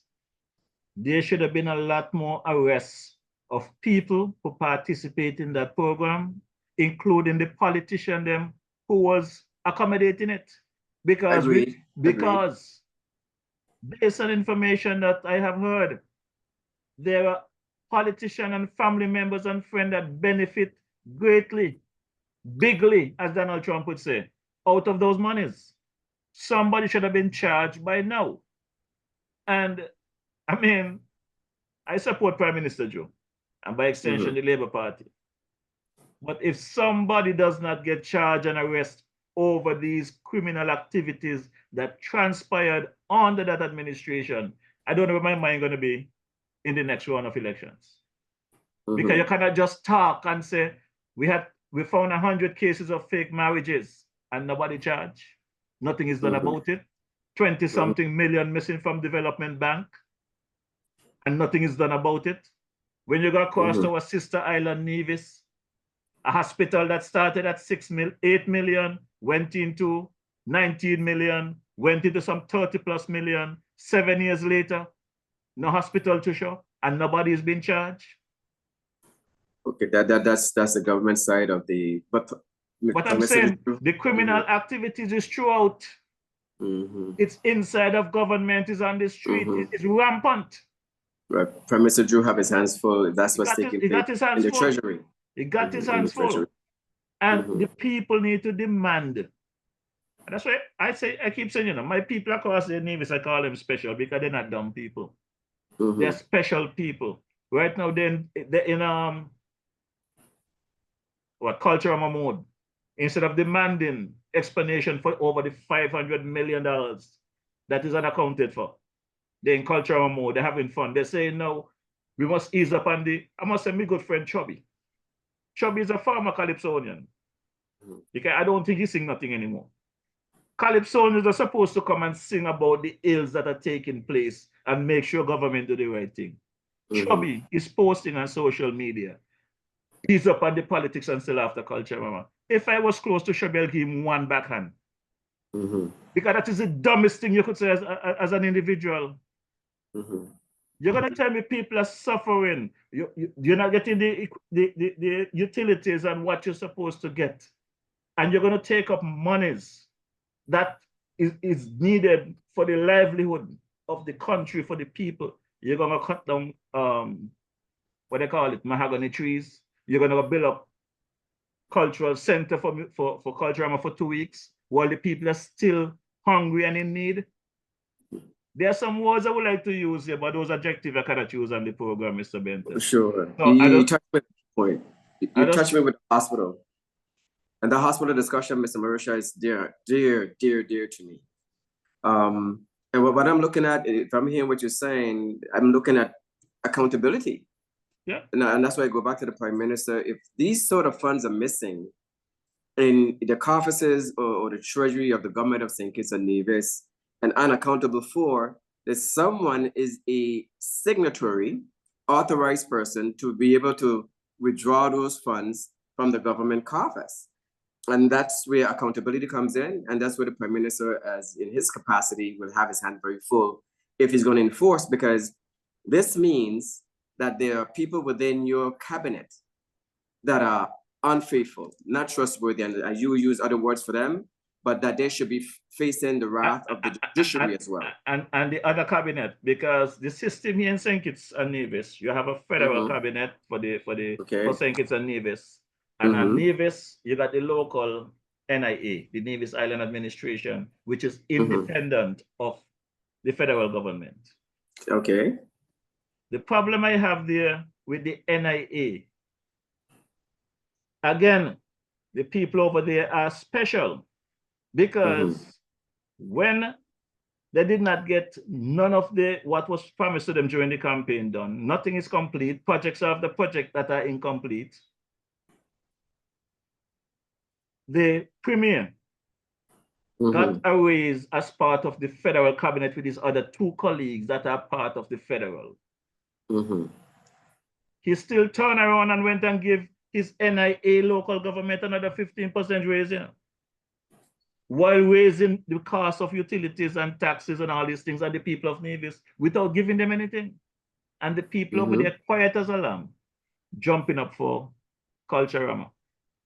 And Is Nevis under a different law that they don't have to follow is there a national law, or is this, I'm trying to figure out if it's 2 different constitution, if you will, and laws to follow? Well, there's one constitution for the federal government. Okay. But the local NIA, as per the constitution, give them the right to run their own affairs. Okay. But they're subsidized by federal funds. Is it one police department? One police department. And the police department is governed by what laws? Federal. The issue is here, Mr. Benter, you touched on something a while ago. And I was supposed to touch back at it and I didn't get there.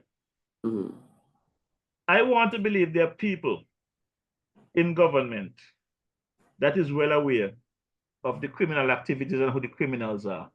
But because some of these people might be their friends, might be in their government, I'm still holding out. I don't want to say it as yet. But I got some serious question for the Attorney General right now. With some of the things I am hearing, I want to know if the Attorney General lost his bite, lost his teeth, because he got quiet, When he came out with a whole bunch of stuff. Laws was put in place, things was assessed, their policies.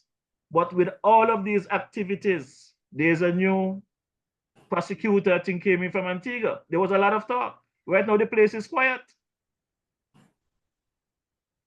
You could hear a pin drop, and I have a problem with that. It sounds, I have a little faith in the leadership, or the main leadership of the country. If I'm hearing this, going back a few years ago, listening to some of these same discussions, and one of the things with the team that came in and built the Marriott Hotel, I'll tell the story so people will know what transpired, is that these people came to the US Virgin Islands and they intended to build a hotel on the island of St. Croix. And the individuals of whom met and sat with were members of the Senate, as well as the governor's office.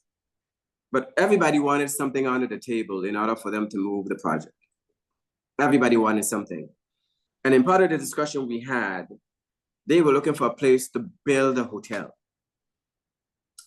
And being familiar with a gentleman by the name of Wendell Lawrence, and then the Prime Minister, then Mr. Douglas, I said, well, being a person coming to St. Kitts every Easter, I made a recommendation, and they did, and the government received them well. I tell that story to show you that in some instances, when you're looking at boosting your economy, a lot of crime spin off because there isn't really much of any advancement except for hospitality or other small jobs, restaurant, and so forth.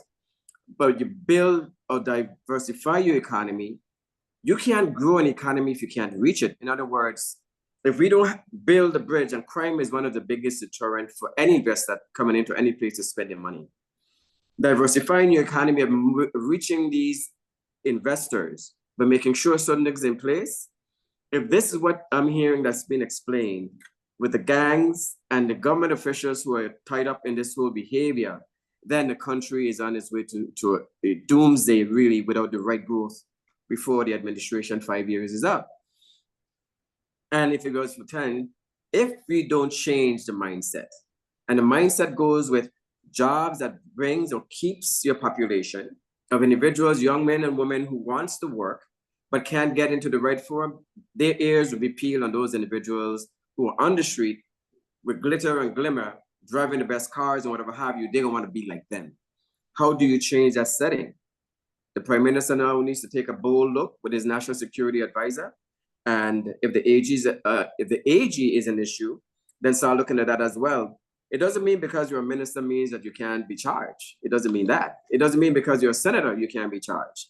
I have walked that road by myself, pretty much in the Virgin Islands. And many in the days until Prime Minister Drew, they will look at you and they will laugh at you, say nothing will ever be done because the people you're working towards bringing to some prosecution are individuals who make the decision in the government. And if you don't change your direction and start to work within yourself and know that you can, there's other means that you can work the formula. So I took the other means and high road it where it's supposed to go. And while speaking collectively behind half of the people, this is the Prime Minister Drew, you're going to find that you may find yourself in the ocean by yourself. Maybe Marisha will join you because he's not afraid. But you got to take that right stand going forward because, as Marisha said, there are children that's looking at the parliamentary hearings and realizing and know some of the ministers or government officials and know that their hands are dirty and hear them speak a different way within the forum or parliament and know that that's not who they are. You got to grab it and work with it. So today, as we move forward with what's going on in the Virgin Islands, and I know there are a lot of Virgin Islanders that's listening, that the day of reckoning is upon all of those others, and I say confidently. And I'm saying to the Prime Minister Drew that you're going to also take your country in a direction where excellence is the key, and members of your region will find and fight their way back home to serve within the Federation of St. Kitts and Nevis because they see growth, mega growth, where the semblance of part in what you say you're doing or will do will definitely be resounding, everlasting within those who will come back home to serve. Those that are there, because we forget them. A lot of these young souls are looking for the day when they graduate to get out of the Federation, find themselves somewhere else, and some may not even look back. You can't afford that. You must bring the incentive to keep them. Yes, travel, educate themselves, but return because there's something waiting for them. Something waiting for them whether they're paid within the realm of the category of the world. You stop second classes, second guessing yourselves. And he mentioned a place that he's from, Monkey Hill. I spent so much time in the area of Monkey Hill with the Saddlers and those guys up there, and I tell you, we had fun. We had fun. We're back when he had the sugar cane or whatever have you. And sitting with Old Man Sadler, as he was explaining some things to me, that's years ago, some people may not have been born then. In understanding from whence you came to where you're going, you must teach your people where you came from. That way they have, we call a pride, a national pride that they run with, rather when they leave, they want to see it again. So can it be done? Yes, it can. Based on the footprint that I see, and I wrote a few notes here that the Prime Minister left, I love it. Can it work? Yes, it can. But it's going to take him to really sit down, home in on the corruption, and plaster himself in a place where people must know, I am the leader here. This is where we're going, and they follow the right way, judicially, the police-wise, and then you're going to see the business sector may open later. You may see more businesses opening. I don't know what it is as far as the economy with utilities and so forth, and all those things that have to be taken into consideration to grow your economy, where the utility services, as far as what you're paying for certain events and what you're paying for utility, that you have a grasp that people can survive with the business and pay the employees well. There's so much. And I think when you mentioned these individuals, I'm going back to some of the notes here, and the Prime Minister mentioned there's some 50% detection. That's a good number. I mean, I'm very surprised to hear that number. And that tells me that whomever he's working with or whoever is working with them is doing a yeoman's job. And 2/3 of the homicide, 2/3 is as gang related. You need to put a cap on that bottle fast, because if 2/3 is a significant amount, right? Yeah. 2/3 is very significant and very daunting. You see, Brother Benta, and this is why I bring this conversation, because I know that the former administration are the supporters of those opposition parties and friends. Not going to want to hear what Marisha have to say, but Marisha is bringing the facts, the reality as they are. And it's up to the citizens to make up their mind where to go, you know, because government cannot do it alone, like the Prime Minister says. I can recall, I don't remember which year, but I know it's between 2015 and 2022, during the former Team Unity administration. Dr. Douglas, the former Prime Minister, said in Parliament during a budget address to the Speaker that they are paying criminals not to commit crime. And the then Prime Minister Harris demanded that he withdraw his statement. Said they're not paying any criminals. Nothing going on like that. But I have the clips here to show. As a matter of fact, during the 2022 campaign, after he fired 6 of them from his administration and they split up, you had Premier Brantley Navy say he did not know nothing about the peace program because he was in the backyard, out in the yard, I must say. Former Minister of Tourism Grant said, what peace? He don't know nothing about no peace. None of them know what was going on. But in the end, during the 2022 campaign, all of them talking about how great the peace was, how much life saved, how much the killing was reduced. And that is where they're talking about success. How the backside you're going to tell me? People committing crime, killing people, and you're paying them money, and God knows what they do with the money. Police have testified that the gang members take those money and buy better guns. This is not Marisha saying it. This is the police saying it. But you got some of these people out there, like my boy, the King Sweeney, and other opposition people who would want to say, don't listen to Marisha, the peace work. Paying criminals is not right. There's citizens in this country saying it's a Nevis could use that funds. Of course. You know what it sounds like to me? Here in the Virgin Islands, we have had an Attorney General who was in charge of the Attorney General's Office of the Virgin Islands. And there's some things that I picked up going back to a case that's now national. I made sure that he was also called into this entire event. So I don't know who the AG is, but sometimes you may have to look towards, because that's the first line, that's the first line of law in your territory, in your region. If you hear the police say certain things, then it goes to the Attorney General, and the question may be, is the Attorney General on the up and up, or is he or she afraid? Have they been threatened? Have they been in something before that these criminals know about them and they're afraid to act? I mean, there's so many things that comes into play when I'm listening to you. More so from the police to the street, to the Attorney General who takes the case to court.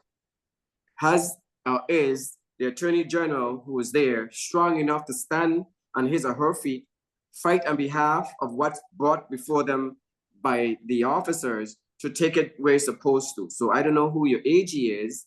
I don't know if the person is a minister or they're assigned to the cabinet as an AG, or is it a minister elected person who is the Attorney General?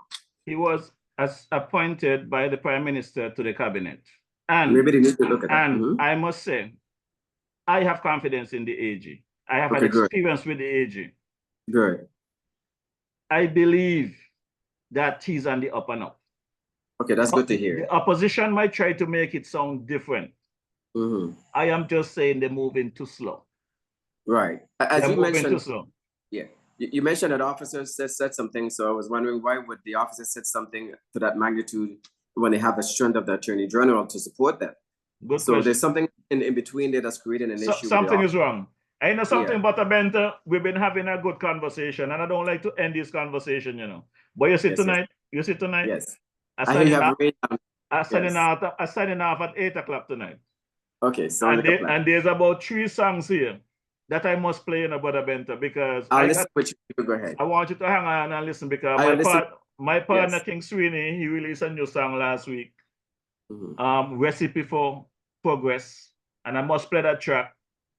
My boy over there in Nevis, the bad man Polo, he said the man got a man. I got to play that track. Sure. And my boy, Brother Pat, we are aliens in our country. I understand there's more passports sold to foreigners than the population of St. Kitts Nevis. So if them people come here right now, we are foreigners. So let me drop these tracks and come back Sure. and give you your final wrap up. So let's Okay, take a thanks. listen to the man, King Sweeney. Brother Sweeney, good evening. Your boy Marisha here coming at you.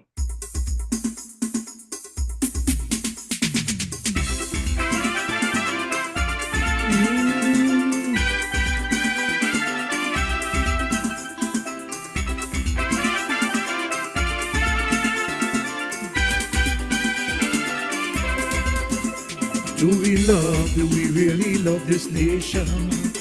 When we fight and kill just for fun, we show no love, no affection for neighbor.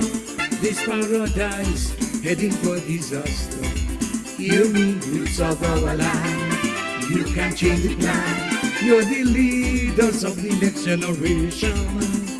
Social maturity, promote stability, for progress. This is my recipe. Hear me, put down the guns. We can have fun. We can build a strong and vibrant nation. To build our land, we have a plan. So awake the sleeping roots of the land.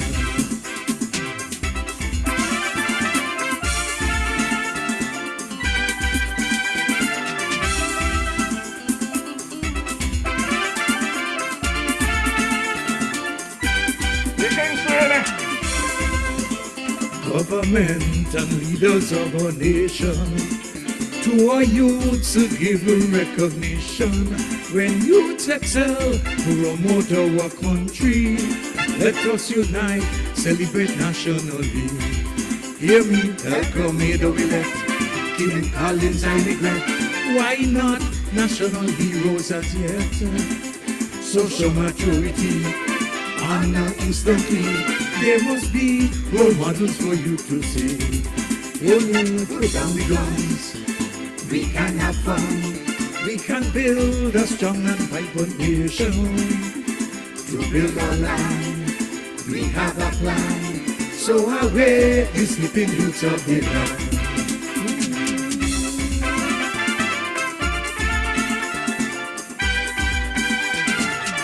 The King Sweeney.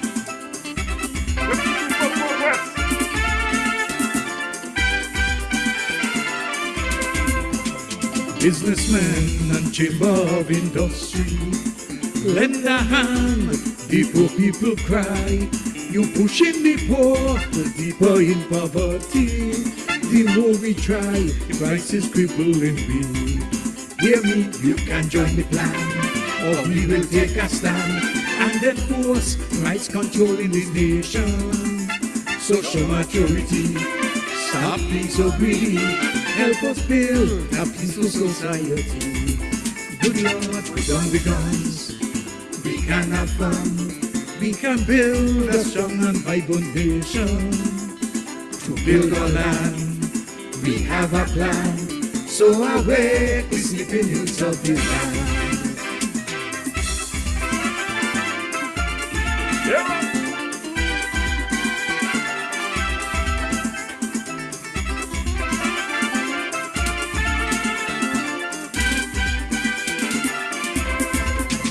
Do we really love this nation? When we fight and kill just for fun, we show no love, no affection for neighbor. This paradise heading for disaster.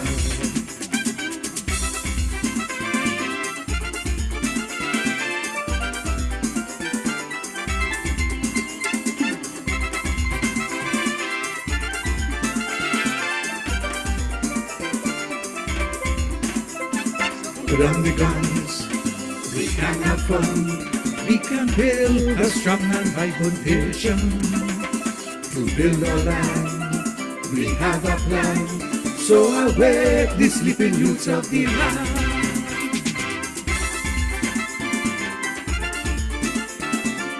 Music by Rudy Val from Rudy Soca Studios.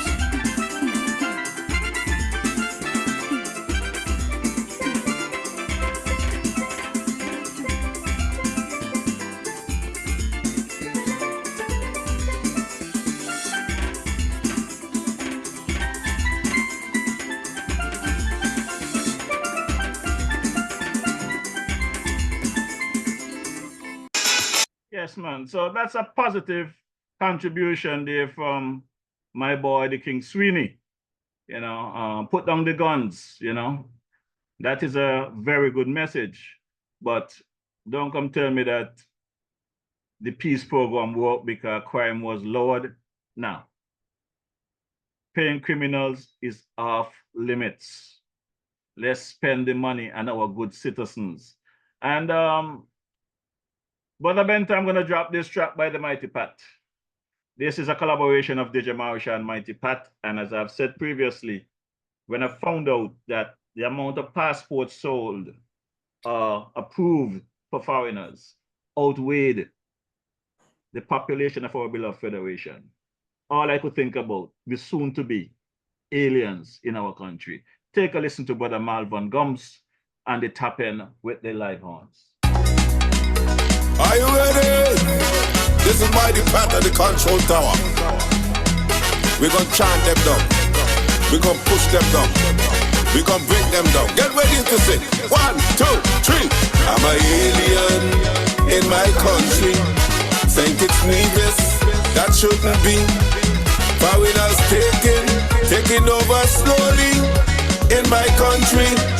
Lord have mercy. I'm an alien in my country. Government pretend that they can't see. Foreigners taking over slowly like a bulldozer. They gon' crush me. St. Kitts Nevis, where I was born, there will be no place for me to hold on. We'll be sinking, we'll be drowning in deep water. There'll be no recover. Power hungry politicians slowly selling out the island to Tom, Dick, anybody who have money. Now look what they make we. I'm an alien in my country. St. Kitts Nevis belongs to we. Foreigners taking over daily in my country. Lord have mercy. I'm an alien in my country. Government pretend that they can't see. Foreigners taking over slowly like a bulldozer. They gon' crush we. The little job that we used to have, foreigners take it while me a starve. The little food that I used to sell, foreigners take him, even that as well. The jobs and businesses here in this country are owned by Arabs, Indians and Chinese. Gone to the beach, this white man tell me to get off of his property. I'm an alien in my country. St. Kitts Nevis, that shouldn't be. Foreigners taking over slowly in my country. Lord have mercy. I'm an alien in my country. Government pretend that they can't see. Foreigners taking over daily like a bulldozer. They gon' crush me. DJ Marisha came and tell me. He said, Mighty, listen carefully. There'll be no place in our country left for are we. Watch and you will see. Foreigners will be Prime Minister. Foreigners will be Premier. Foreigners will be Governor. Cause of passport money, we're going back in slavery. I'm an alien in my country. St. Kitts Nevis, that shouldn't be. Foreigners taking over daily in my country. Lord have mercy. I'm an alien in my country. Government pretend that they can't see. Foreigners taking over slowly like a bulldozer. They gon' crush me. If you are proud to be a Kittitian, if you are proud to be an Evision, then take your flag up in your hand and wave it in any direction. This land belong to you and me, so stand up with pride and dignity and tell them foreigners bully, they ain't gon' chase me out of we country.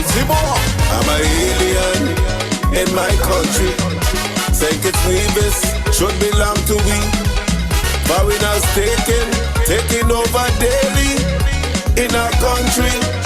Lord have mercy. I'm an alien in my country. Government pretend that they can't see. Foreigners taking over slowly like a bulldozer. They gon' crush me. Come on. Let me see you say. Let me hear you say. Let me see you turn. Wave. Let me go. Let me go. Let me go. Let me go. Don't quit them. Put up.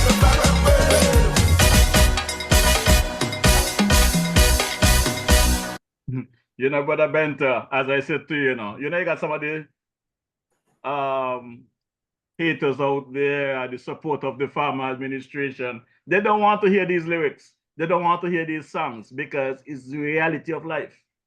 One of them here online saying, I'm exaggerating. Those people with those passports would never come to St. Kitts. I'm not saying they're going to come to St. Kitts. I'm saying they can. They have the passport. That is their investment. As a matter of fact, currently, as we speak, there's a serious RICO case going on in the US. A few weeks back, there was a big celebration that the former Prime Minister and Galaxy had filed to throw out the case for the request of bank information, bank record, and they celebrate. Well, MSR appeal, and they won the appeal. Let's take a quick listen. A U.S. magistrate judge has granted a discovery application filed by MSR Media for the subpoena of bank records of 3 major U.S. banks that maintain correspondent accounts for payment from the Citizenship by Investment program in St. Kitts Nevis. They are J.P. Morgan Chase Bank, Wells Fargo, and Bank of America. The decision by the U.S. court on July 23, 2024, was secured on appeal by MSR Media after a U.S. judge squashed MSR's discovery application for the bank records. The request by MSR was made as the company prepared to defend itself in a defamation case brought by Caribbean Galaxy and former Prime Minister of St. Kitts Nevis, Dr. Timothy Harris. Their lawsuit was filed after Philippe Martinez of MSR Media alleged that Harris and Caribbean Galaxy were involved in corruption and fraud in the Citizenship by Investment program. In an April 19 interview with DBS Newsworld, Philippe Martinez indicated that the defamation lawsuit was a sort of windfall for MSR, which at the time was preparing to file its RICO lawsuit. Well, my lawyer in the United States could not believe of the colossal mistake that they've made by suing for defamation. Why? Because in the United States, we have laws, and specifically something called Section 1782, which allowed me, my company, to go to court in the United States and get a court order allowing me to subpoena bank transaction of these people. So now, when I say, when I make the statement that I made yesterday, it's because we have started to receive some financial transaction in US dollar from the corresponding bank, which proves what we've been saying all along. In the July 23rd judgment, the court ordered that all documents relating to records showing financial transactions among accounts held by relevant parties at St. Kitts Nevis Anguilla National Bank Limited and transacted through the U.S. banks. This includes all bank statements and other records showing transfer of money, including but not limited to checks, wire transfers between January 1st, 2018 and the present. All documents and communications relating to the St. Kitts and Nevis CBI program, including all documents and communications relating to the potential fraud, money laundering, or suspicious activity. The court order was granted without prejudice to MSR, meaning they can seek further discovery into transactions with third parties after receiving the responsive documents from the banks or other additional discovery. Caribbean Galaxy and Timothy Harris asked the court to enter a protective order prohibiting MSR from using any evidence obtained from the banks in any other proceeding or action other than the defamation case. The court denied the request. For the DBS News World, Lisa Joseph reporting. So, like I said earlier, Brother Bento, when I speak, corruption is at the highest level someplace. And I look forward to see the end of this case. Because it's not just the little boys and girls that grew up in the mom and pop stores in St. Kitts Nevis. There's some serious corruption at the top end. And I've said it time and time again. We hear some things that transpired in St. Kitts because there was a change of government. I am of the view that is worse than Nevis. And it's only a change of government over there going to give us the real true life of what's taking place in Nevis. So for the people of Nevis, I know you all are special over there. Wake up.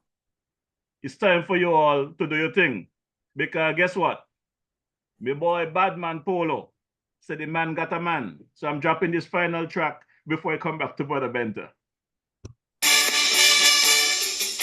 As part of Uncle Bacon's weekend plan, he does take me for a lime up to Trinjaland. He introduced me to this fine young woman, so beautifully carved by the good Lord's hand. I stretched out to shake she hand. Then I asked she if she has a man. She tell me she ain't no lesbian. She man like vitamins and no iron. She man got a man. Easy. She man loves iron. She man take iron. That's all. Vitamins and iron. Sheriff. She man got a man.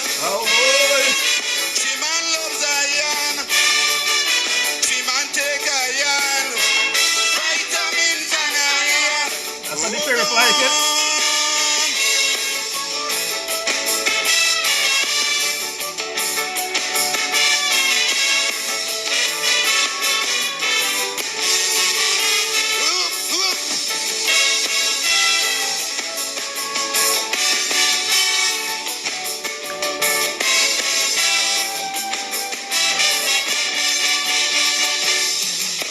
No maker have this friend named Sheriff Dick.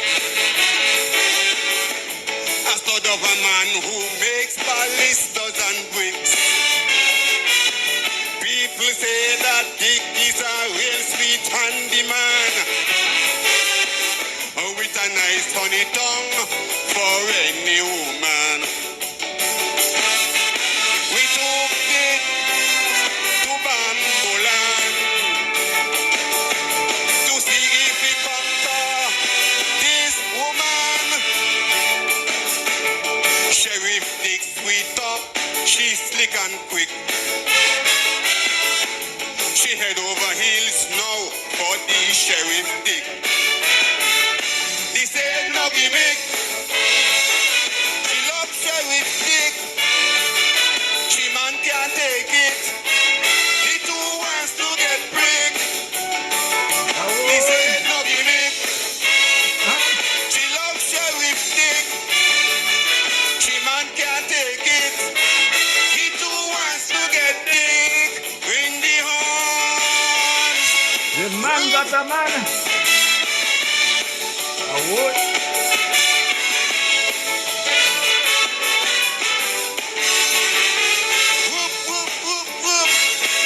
I wonder if it's Angle Iron.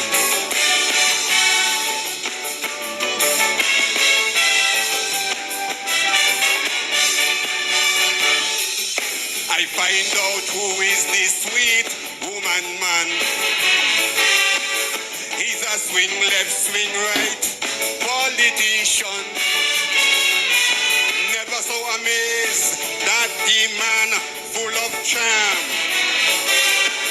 When I stretch out my hand, he tickled me palm. He seems like a flip-flop man. So I ask him, what's his plan? He tell me that he has a woman, but he also has an iron man. She man got a man. The man loves iron. No constipation from doses of iron. Oh, come. She man got a man. She man loves iron. She man take iron. Vitamins and iron. Oh, come. Bad man Polo. Whip, whip, whip. I want that trouble of iron too. Uncle Beggar. Travel. I wonder if more trouble of iron, eh? Oh boy. But the mentor. Good evening again, sir. Yes. I was just listening to you with the Citizen by Investment program. Yes, sir. And I know going back some years, being around for a little while here, when the CBP came up, the discussion way back. I mean, the origin of it, it started in Caribbean. And the intent was good, but the management of it went awry for some reason, where it wasn't really, the attention that should have been paid to some of it wasn't with Interpol and national security and so forth of the United States. And it created a window where individuals who are hiding from Interpol as well use a scapegoat in a discussion I've had in Parliament in Antigua some years ago. I go back a long time. But the United States also have a Citizen by Investment program, which is EB-5. But that's managed a certain way where for some, for the green card is 8 years, 2 years, 1 to 2 years. And then the EB-5 for visa and investment, it depends, between $1 million and so forth. But when I'm listening to the case you're referring to and wondering, MSR, the company must have been registered in the United States as well. Yep, right? that is a PSO in St. Kitts Nevis and in the United States. Okay, so in the the CBI ruling or application with the government, how we're structured, it allowed for them to go by way of actually issuing a letter rotary, or issue a letter rotary that enables them for where they registered within the United States, then change it to the other jurisdiction of where they have business license as well to be heard within the U.S. District Court of the United States. I pray that maybe from a bank account, so you're talking about the footprint of what it may create for the region. And I don't know whether or not St. Kitts is in a blacklist federally or not, but monitoring for money laundering or any other stuff, but we got to watch that really carefully. And this is a RICO, and a RICO is a criminal enterprise filing, right? Racketeering and criminal enterprise. So we want to see how that go, because when you talk about enterprise, you're talking about more than one person involved in this matter. So I pray that the government of St. Kitts is really doing what it's supposed to when it comes to this. I don't know the legs of it. I'll have to research it and see what it is. But in listening to it, for international, the company mentioned, you said media. MSR Media. MSR Media, then they must have a U.S. leg in this for the U.S. courts to be involved through a tribunal. But I pray that these things will get. You see what happens if this thing is adjudicated and it's in favor of MSR? We don't know what the numbers are. I don't know if you know what the numbers are. But where are these numbers going to come from? The citizens. Which Peter are we going to rob to pay Paul? You know, that sort of thing? The citizens. All of them are out there playing politics and don't want to deal with the issues. Every one of us going to pay the bill. That's the bottom line. And for it to be adjudicated in the federal court, if there is something there, because the banks we're talking about will have to submit these documents based on the inquiry that will be made. And when you're using the code, 1782 goes to Title 28, I think, of the US code. Once it goes through that, then your government, oh my God, it's not good. That's not good. I don't want to dive into what it's not good, and I don't think a lot of our citizens understand the seriousness of this matter. No, it's been adjudicated in a U.S. District Court. In the CBI program, there's segments of it that allows them to be registered somewhere else, and they attach the registry to a registry in the St. Kitts and Nevis Nation that allows for, under 1782, for them, if there's any discrepancies, to be able to take it back to the company of origin registry within the United States. And it's not a good thing. It's sad. It's really sad. But yes, if you're registered, citizen by investment, you're citizens, and you said there's over 30,000? There's a gentleman online want to know how come I'm not telling you that Philip Martinez is a fraudster and convicted criminal. Now, the funny thing about it, this is a conversation that I've been trying to have for weeks. Mm-hmm. Which Philip are you talking? Is this the person for MSR? This is MSR person. According to information received, that the person was convicted as a criminal in U.S. courts. Whether or not the gentleman was convicted in a U.S. court, he was able to make it across to our sister island, Nevis. I understand the Premier, Brantley, he said himself, so I could repeat it, that he brought the gentleman into Nevis during COVID to make movies. Well, they did not know then when they brought him to Nevis that he was a convicted criminal and fraudster. The question is, the due diligence which was done on the company and its officers, who did that? Follow me, Brother Benter. There's a gentleman online trying to challenge me, want to know if I told you that the gentleman is a fraudster and convict from the US. My point I'm trying to make to the online person, let's just say the gentleman is a fraudster and he's a convict criminal in the US. After he was all of that, our loving Premier, Mark Brantley, said he brought him to Nevis to make movies. It's a movie company. Okay. Nobody checked then, or nobody knew then that he was a fraudster or a criminal. Then there was a fight in cabinet, I understand, between the then Prime Minister and the Premier of Nevis to get the same gentleman across to St. Kitts. I'm going to give you some news you don't want to hear.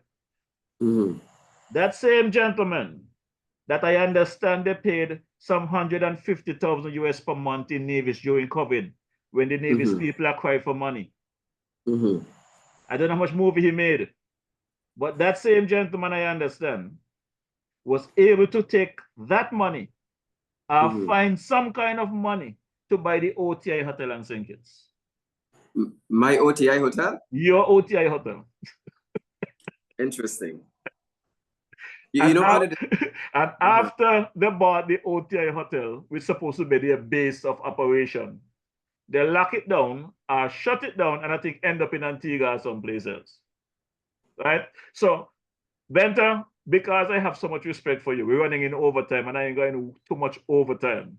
So yes. I am going to give you the opportunity to do your closing. You will come again, because I know whenever we have this conversation, especially those online viewers, then if you don't put an end to it, it's not going to end. They want to go all night. But it's been a rough weekend for me. It's been a rough week. And let's close it for the night. We'll come again. Sure. So you're closing. Sure, thank you. And I want to thank you for having me and for those who are listening. And a quick note, I know that the CBI program, based on how it was structured, based on background investigation to make sure there's nobody hiding from Interpol, any criminal activity, but we'll continue. But I will say to the people of St. Kitts and Nevis, for those, based on what I was listening to today, there's been so much that was discussed, and I know that the people of St. Kitts and Nevis are resilient, as well as really informed, because they stay in touch. So I look forward to joining you again with DJ Marisha. I hope the information tonight be provided to the people, helpful. Some would agree, some would not. Some would get upset, some would be happy. But at the same time, it's the facts as they are, as they're written and presented to the people of the territory. I thank you so much, and good night to everyone. Thank you, sir. Like I said, I want to bring this conversation here for folks to open up their minds to what is really happening. Because supporting a political party is not going to help us. We have to deal with the issue at hand. And that is where we are. You know, so Brother Better, I want to thank you for coming. I'm going to drop a few clips here, and I'm going to get out of here for the evening. Is there anybody you want to say hello to before I drop these clips? Well, I want to say hello to the entire Monkey Hill saga and St. Kitts there. Those who worked in Stonewall years ago, I want to say hello to you. And of course, I want to say to the men and the owners of the hotel, which they listened to the recommendation, the Marriott Hotel. I want to thank them for picking St. Kitts as a destination for their investment, and to continue to look at St. Kitts.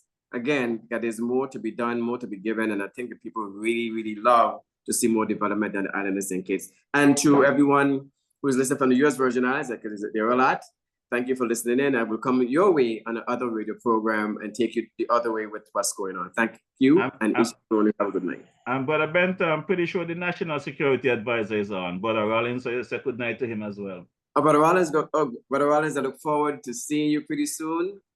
There's a lot of big things in store for St. Kitts, so I hope that all goes well. For the people of St. Kitts, this is not the first that you'll be hearing or last, but there's some real intense plans for the island of St. Kitts in a robust way that I think that will definitely bring the message clearly that love is in the air from your Prime Minister. And thank you, DJ Marisha. And Brother Benter, I am of the view that things move so slow in St. Kitts. It's like when Leat used to travel. You know, no, it can't be, man. No, yes. You leave island anytime, but see, very things move very slow. So I am taking this opportunity, Mr. Bender. I am inviting you to St. Kitts and Nevis at your convenience. I want you to come across to St. Kitts, spend a couple of days with me. Yes. Let me introduce you to National Advisor, Brother Wusi, Sister Marsha, Tourism Minister, the Prime Minister. Let's have a conversation, because I want to believe that your experience, your past skills as a senator, as a former police commissioner, and with everything else that we have spoke about, there's a lot for St. Kitts Nevis to benefit out of you. So I am not waiting for them to invite you. I am inviting you to St. Kitts Nevis at your earliest convenience. Brother Marisha, I want to thank you again. I don't think the people of St. Kitts know what you've been doing or what you're working on, but the team want to thank you for actually seeing a vision for the people of St. Kitts, this big publicly, so people here, for the people of St. Kitts. And what's been happening is that we've been working on some significant projects for the St. Kitts Nevis area, where I wouldn't mention the numbers that we're working with right now, but I would say it's a significant number of development as far as what has already been funded to assist the nation to grow. So we are, in fact, we'll take up your invite, and hopefully in our meetings that all goes well, because it's a movement forward, and the people of St. Croix knows how that is as well when we brought investors to the region of all magnitude. And this is now the time for St. Kitts Nevis to experience where the investors are very happy. Now let them know tonight that if we have an open invitation, and is the OTI open or I mean? No, we can't go to the OTI. We're gonna find some place else to stay. Okay, no problem. And I look forward to getting there and having some of that warm cuisine that's really nice that we've had over years. Looking forward to come back to St. Kitts, but at a different platform. And thank you for looking up St. Kitts and Nevis too, because I think, ladies and gentlemen, what you don't know is that DJ Marisha was, a hard fighter. And what he did in the presentation on behalf of St. Kitts, he moved many, many, many investors into agreeing to come into St. Kitts and see what's there, working with the government on behalf of the people and developing some significant development. And I'll leave that for the Prime Minister to present once we were supposed to be in their tune of over $1 billion. So we're happy. The finances is in place and everybody is just eager. But this invitation, I'm going to make sure that I get into St. Kitts sooner than later. Well, I can tell you there's an online viewer already said to let you know. She seconded my invitation to you and they look forward to you coming across. We thank all of you and I thank your listeners as well for the warm invite as well. Thank you. Let's take a listen to my boy Carbo across in Fountain Nevis. Located at Fountain Village in Nevis is the go-to spot for your Saturday treats. Tantalize your taste buds with his delectable Carbo's Delicacy Goat Water. Or, if you prefer some soul food, then Carbo's Fungi and Fish is definitely the way to go. Call ahead and reserve at 869-663-9694. Then make your way over to Carbo's and enjoy the vibrant atmosphere while you savor your delicacy. Carbo's, we are not changing, we are only improving. Food all over, food all over. You got the food all over. Yes, food all over Nevis there. Just check my boy Carbo there in Fountain.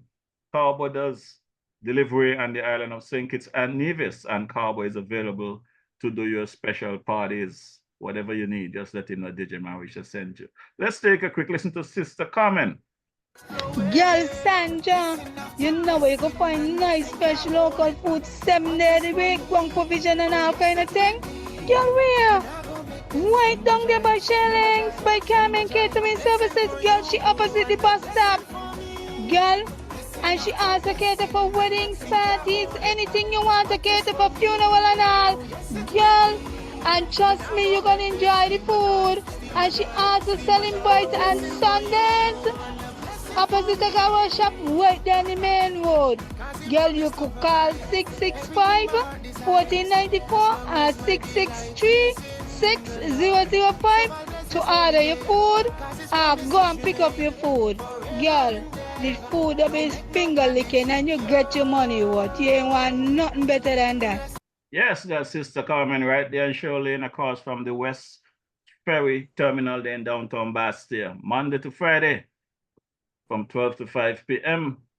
and on a Sunday from midday right there in Boyd's Village at the bus stop right across from the Agaro shop. Check out Sister Carmen. Yes, this evening I will give a plug to my boy there, Brother Daniel Atherton, the big farmer over there in Nevis.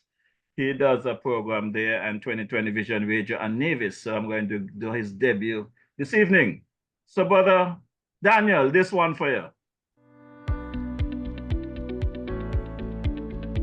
Welcome to Strategies for Business Success, right here on 2020visionradio.com and on 102.1 FM with business development advocate Daniel Atherton. Each week, Danny will build on a foundation to ensure your success in business. Being in business can be daunting, and Strategies for Business Success can help you avoid the pitfalls. Join Danny right here on 2020visionradio.com, on 102.1 FM, and on your other social media platforms every Tuesday evening at 7 p.m. That's right, Tuesday evenings at 7 p.m. The time and place for your business dreams to come true. Yes, that's my boy there, Brother Daniel Atherton, the big farmer there in Nevis. Check him out. He'll give you great advice on a Tuesday evening there on 2020 Vision Radio. Let's take a quick listen to my boy, Brother Malvern Gums out of the Spectrum Band there in the Virgin Islands. Hey, this is Malvern from Spectrum Band, and you're listening to DJ Marisha, playing you the best in Caribbean music. You got that? Hey, this is Malvern from Spectrum Band, and you're locked into DJ Marisha. Keep it locked. Right there. Don't. Wednesday evenings are heating up. Log on to DJ Marishall's Facebook Live broadcast every every Wednesday evening from 6 to 8 p.m. It's a frank and candid exploration into the social, cultural, political, and economic issues affecting our federation. And just in case you missed it, you can also catch the broadcast on his YouTube channel, DJ Marishaw. Subscribe to the channel on YouTube and smash that bell. You will be notified whenever he goes live. DJ Marishaw, every Wednesday evening, Facebook 6 to 8 p.m.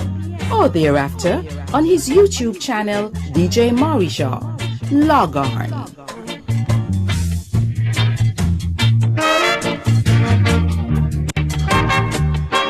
Yes, you heard it right. You just log on to DJ Marishaw Facebook Live every Wednesday evening from 6 to 8, where we have an open conversation.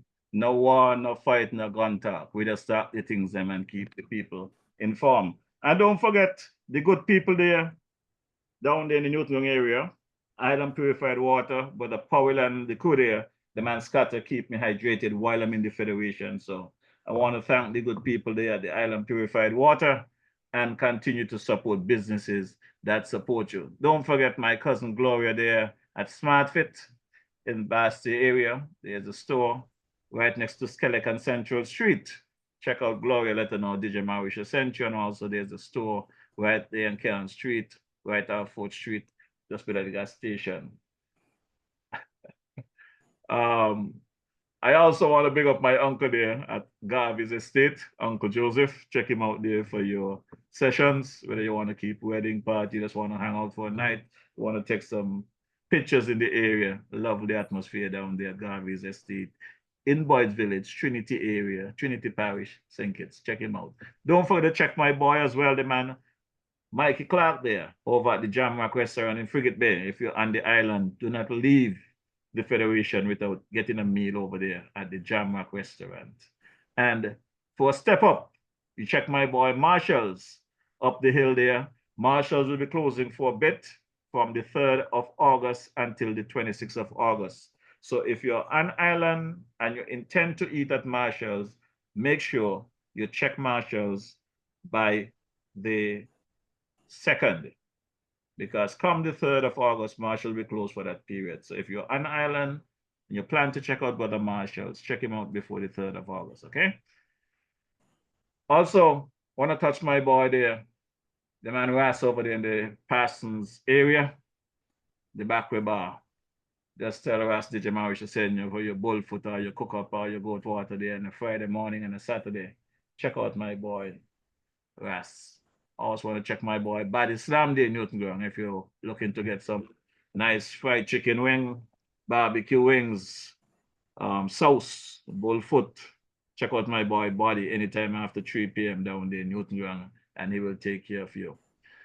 Well, I want to touch my girl there, Sister Laura Williams, the wife of the man dancing Commissioner Williams there. She also has a store as well there in the TDC Mall right on 4th Street. Check her out. Tell her DJ Marishaw send you some nice fine clothing. My boy at the BCA, the man Warren Batcher. Check him out as well. Let him know DJ Marishaw sent you. Don't forget my boys down there at the Spratnet. You know they're there from Wednesday evening. Lots to eat, lots to drink, music and everything.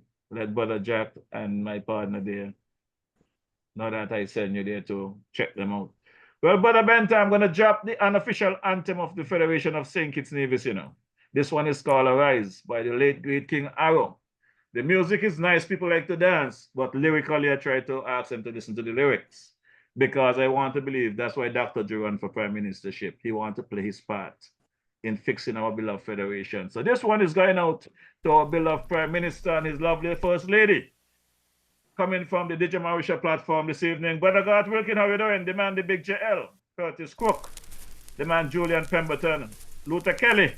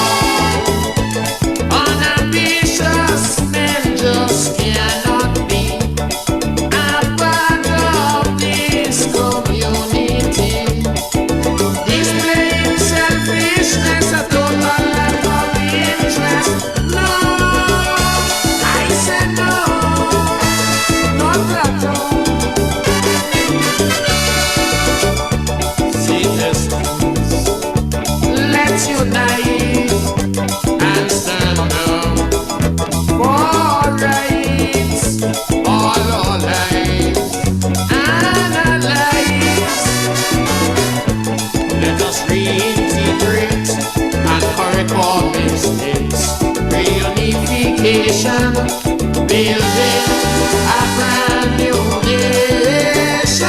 We move on together hand in hand. Rise, citizens, arise. The country is yours, all yours, still yours.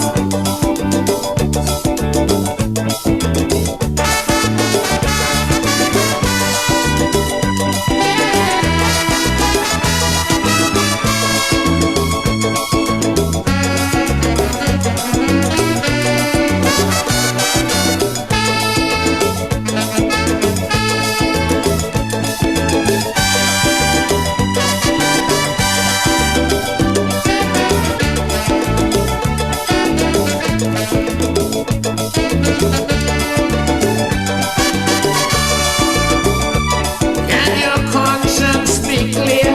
Indulging corruption or misusing public office, being accused of unemployment and crimes, or disrupting a citizen's peace. Oh, my country in this harmony, separated politically.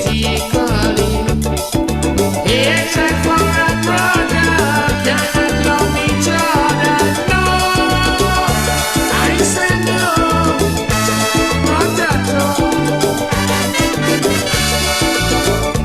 Citizens, let's unite and stand up for rights, all our lives and our lives. Let us reintegrate and correct all mistakes. Reunification, building a brand new nation. We'll move on together hand in hand. So arise, citizens, arise.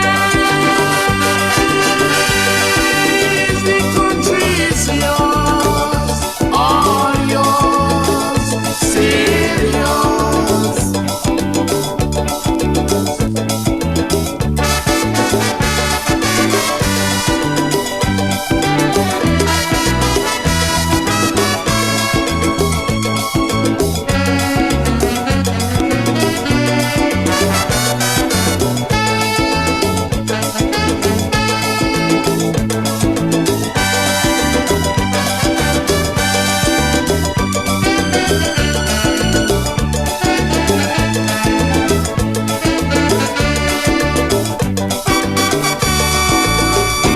Yes, the son of the late great, the man King Arrow, my good people.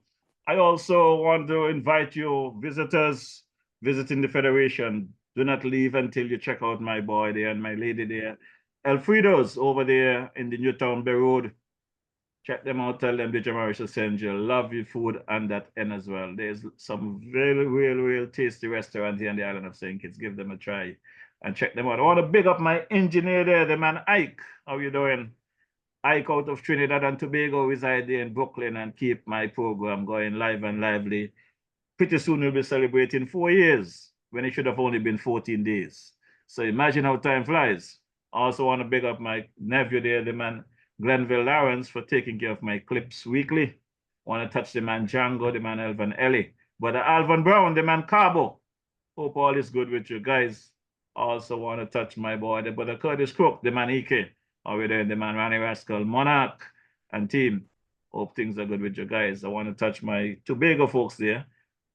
Brother Victor Beard, Gloria Beard, Melissa Beard, my missionary there, sister Deborah Wallace, and the man Roger Wallace. Hope all is well. I also want to big up my sponsor there, Sister Cora Bennett. Good evening, how you doing? Hope all is well, Sister Ann Farrell Smith. My sister Esther over there in Tartola, Makish and the kids. Hope all is well with you guys. My brother there, the man called Morris there in St. Thomas, Felicia Morris. The man Avon Brown, Sour, Patsy Brown, Mara Alpha and crew.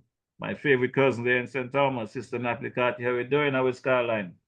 Cousin brother Kent Benny and Pam. Hope all is well with you folks. Well, you know, I kind of say good night to everybody.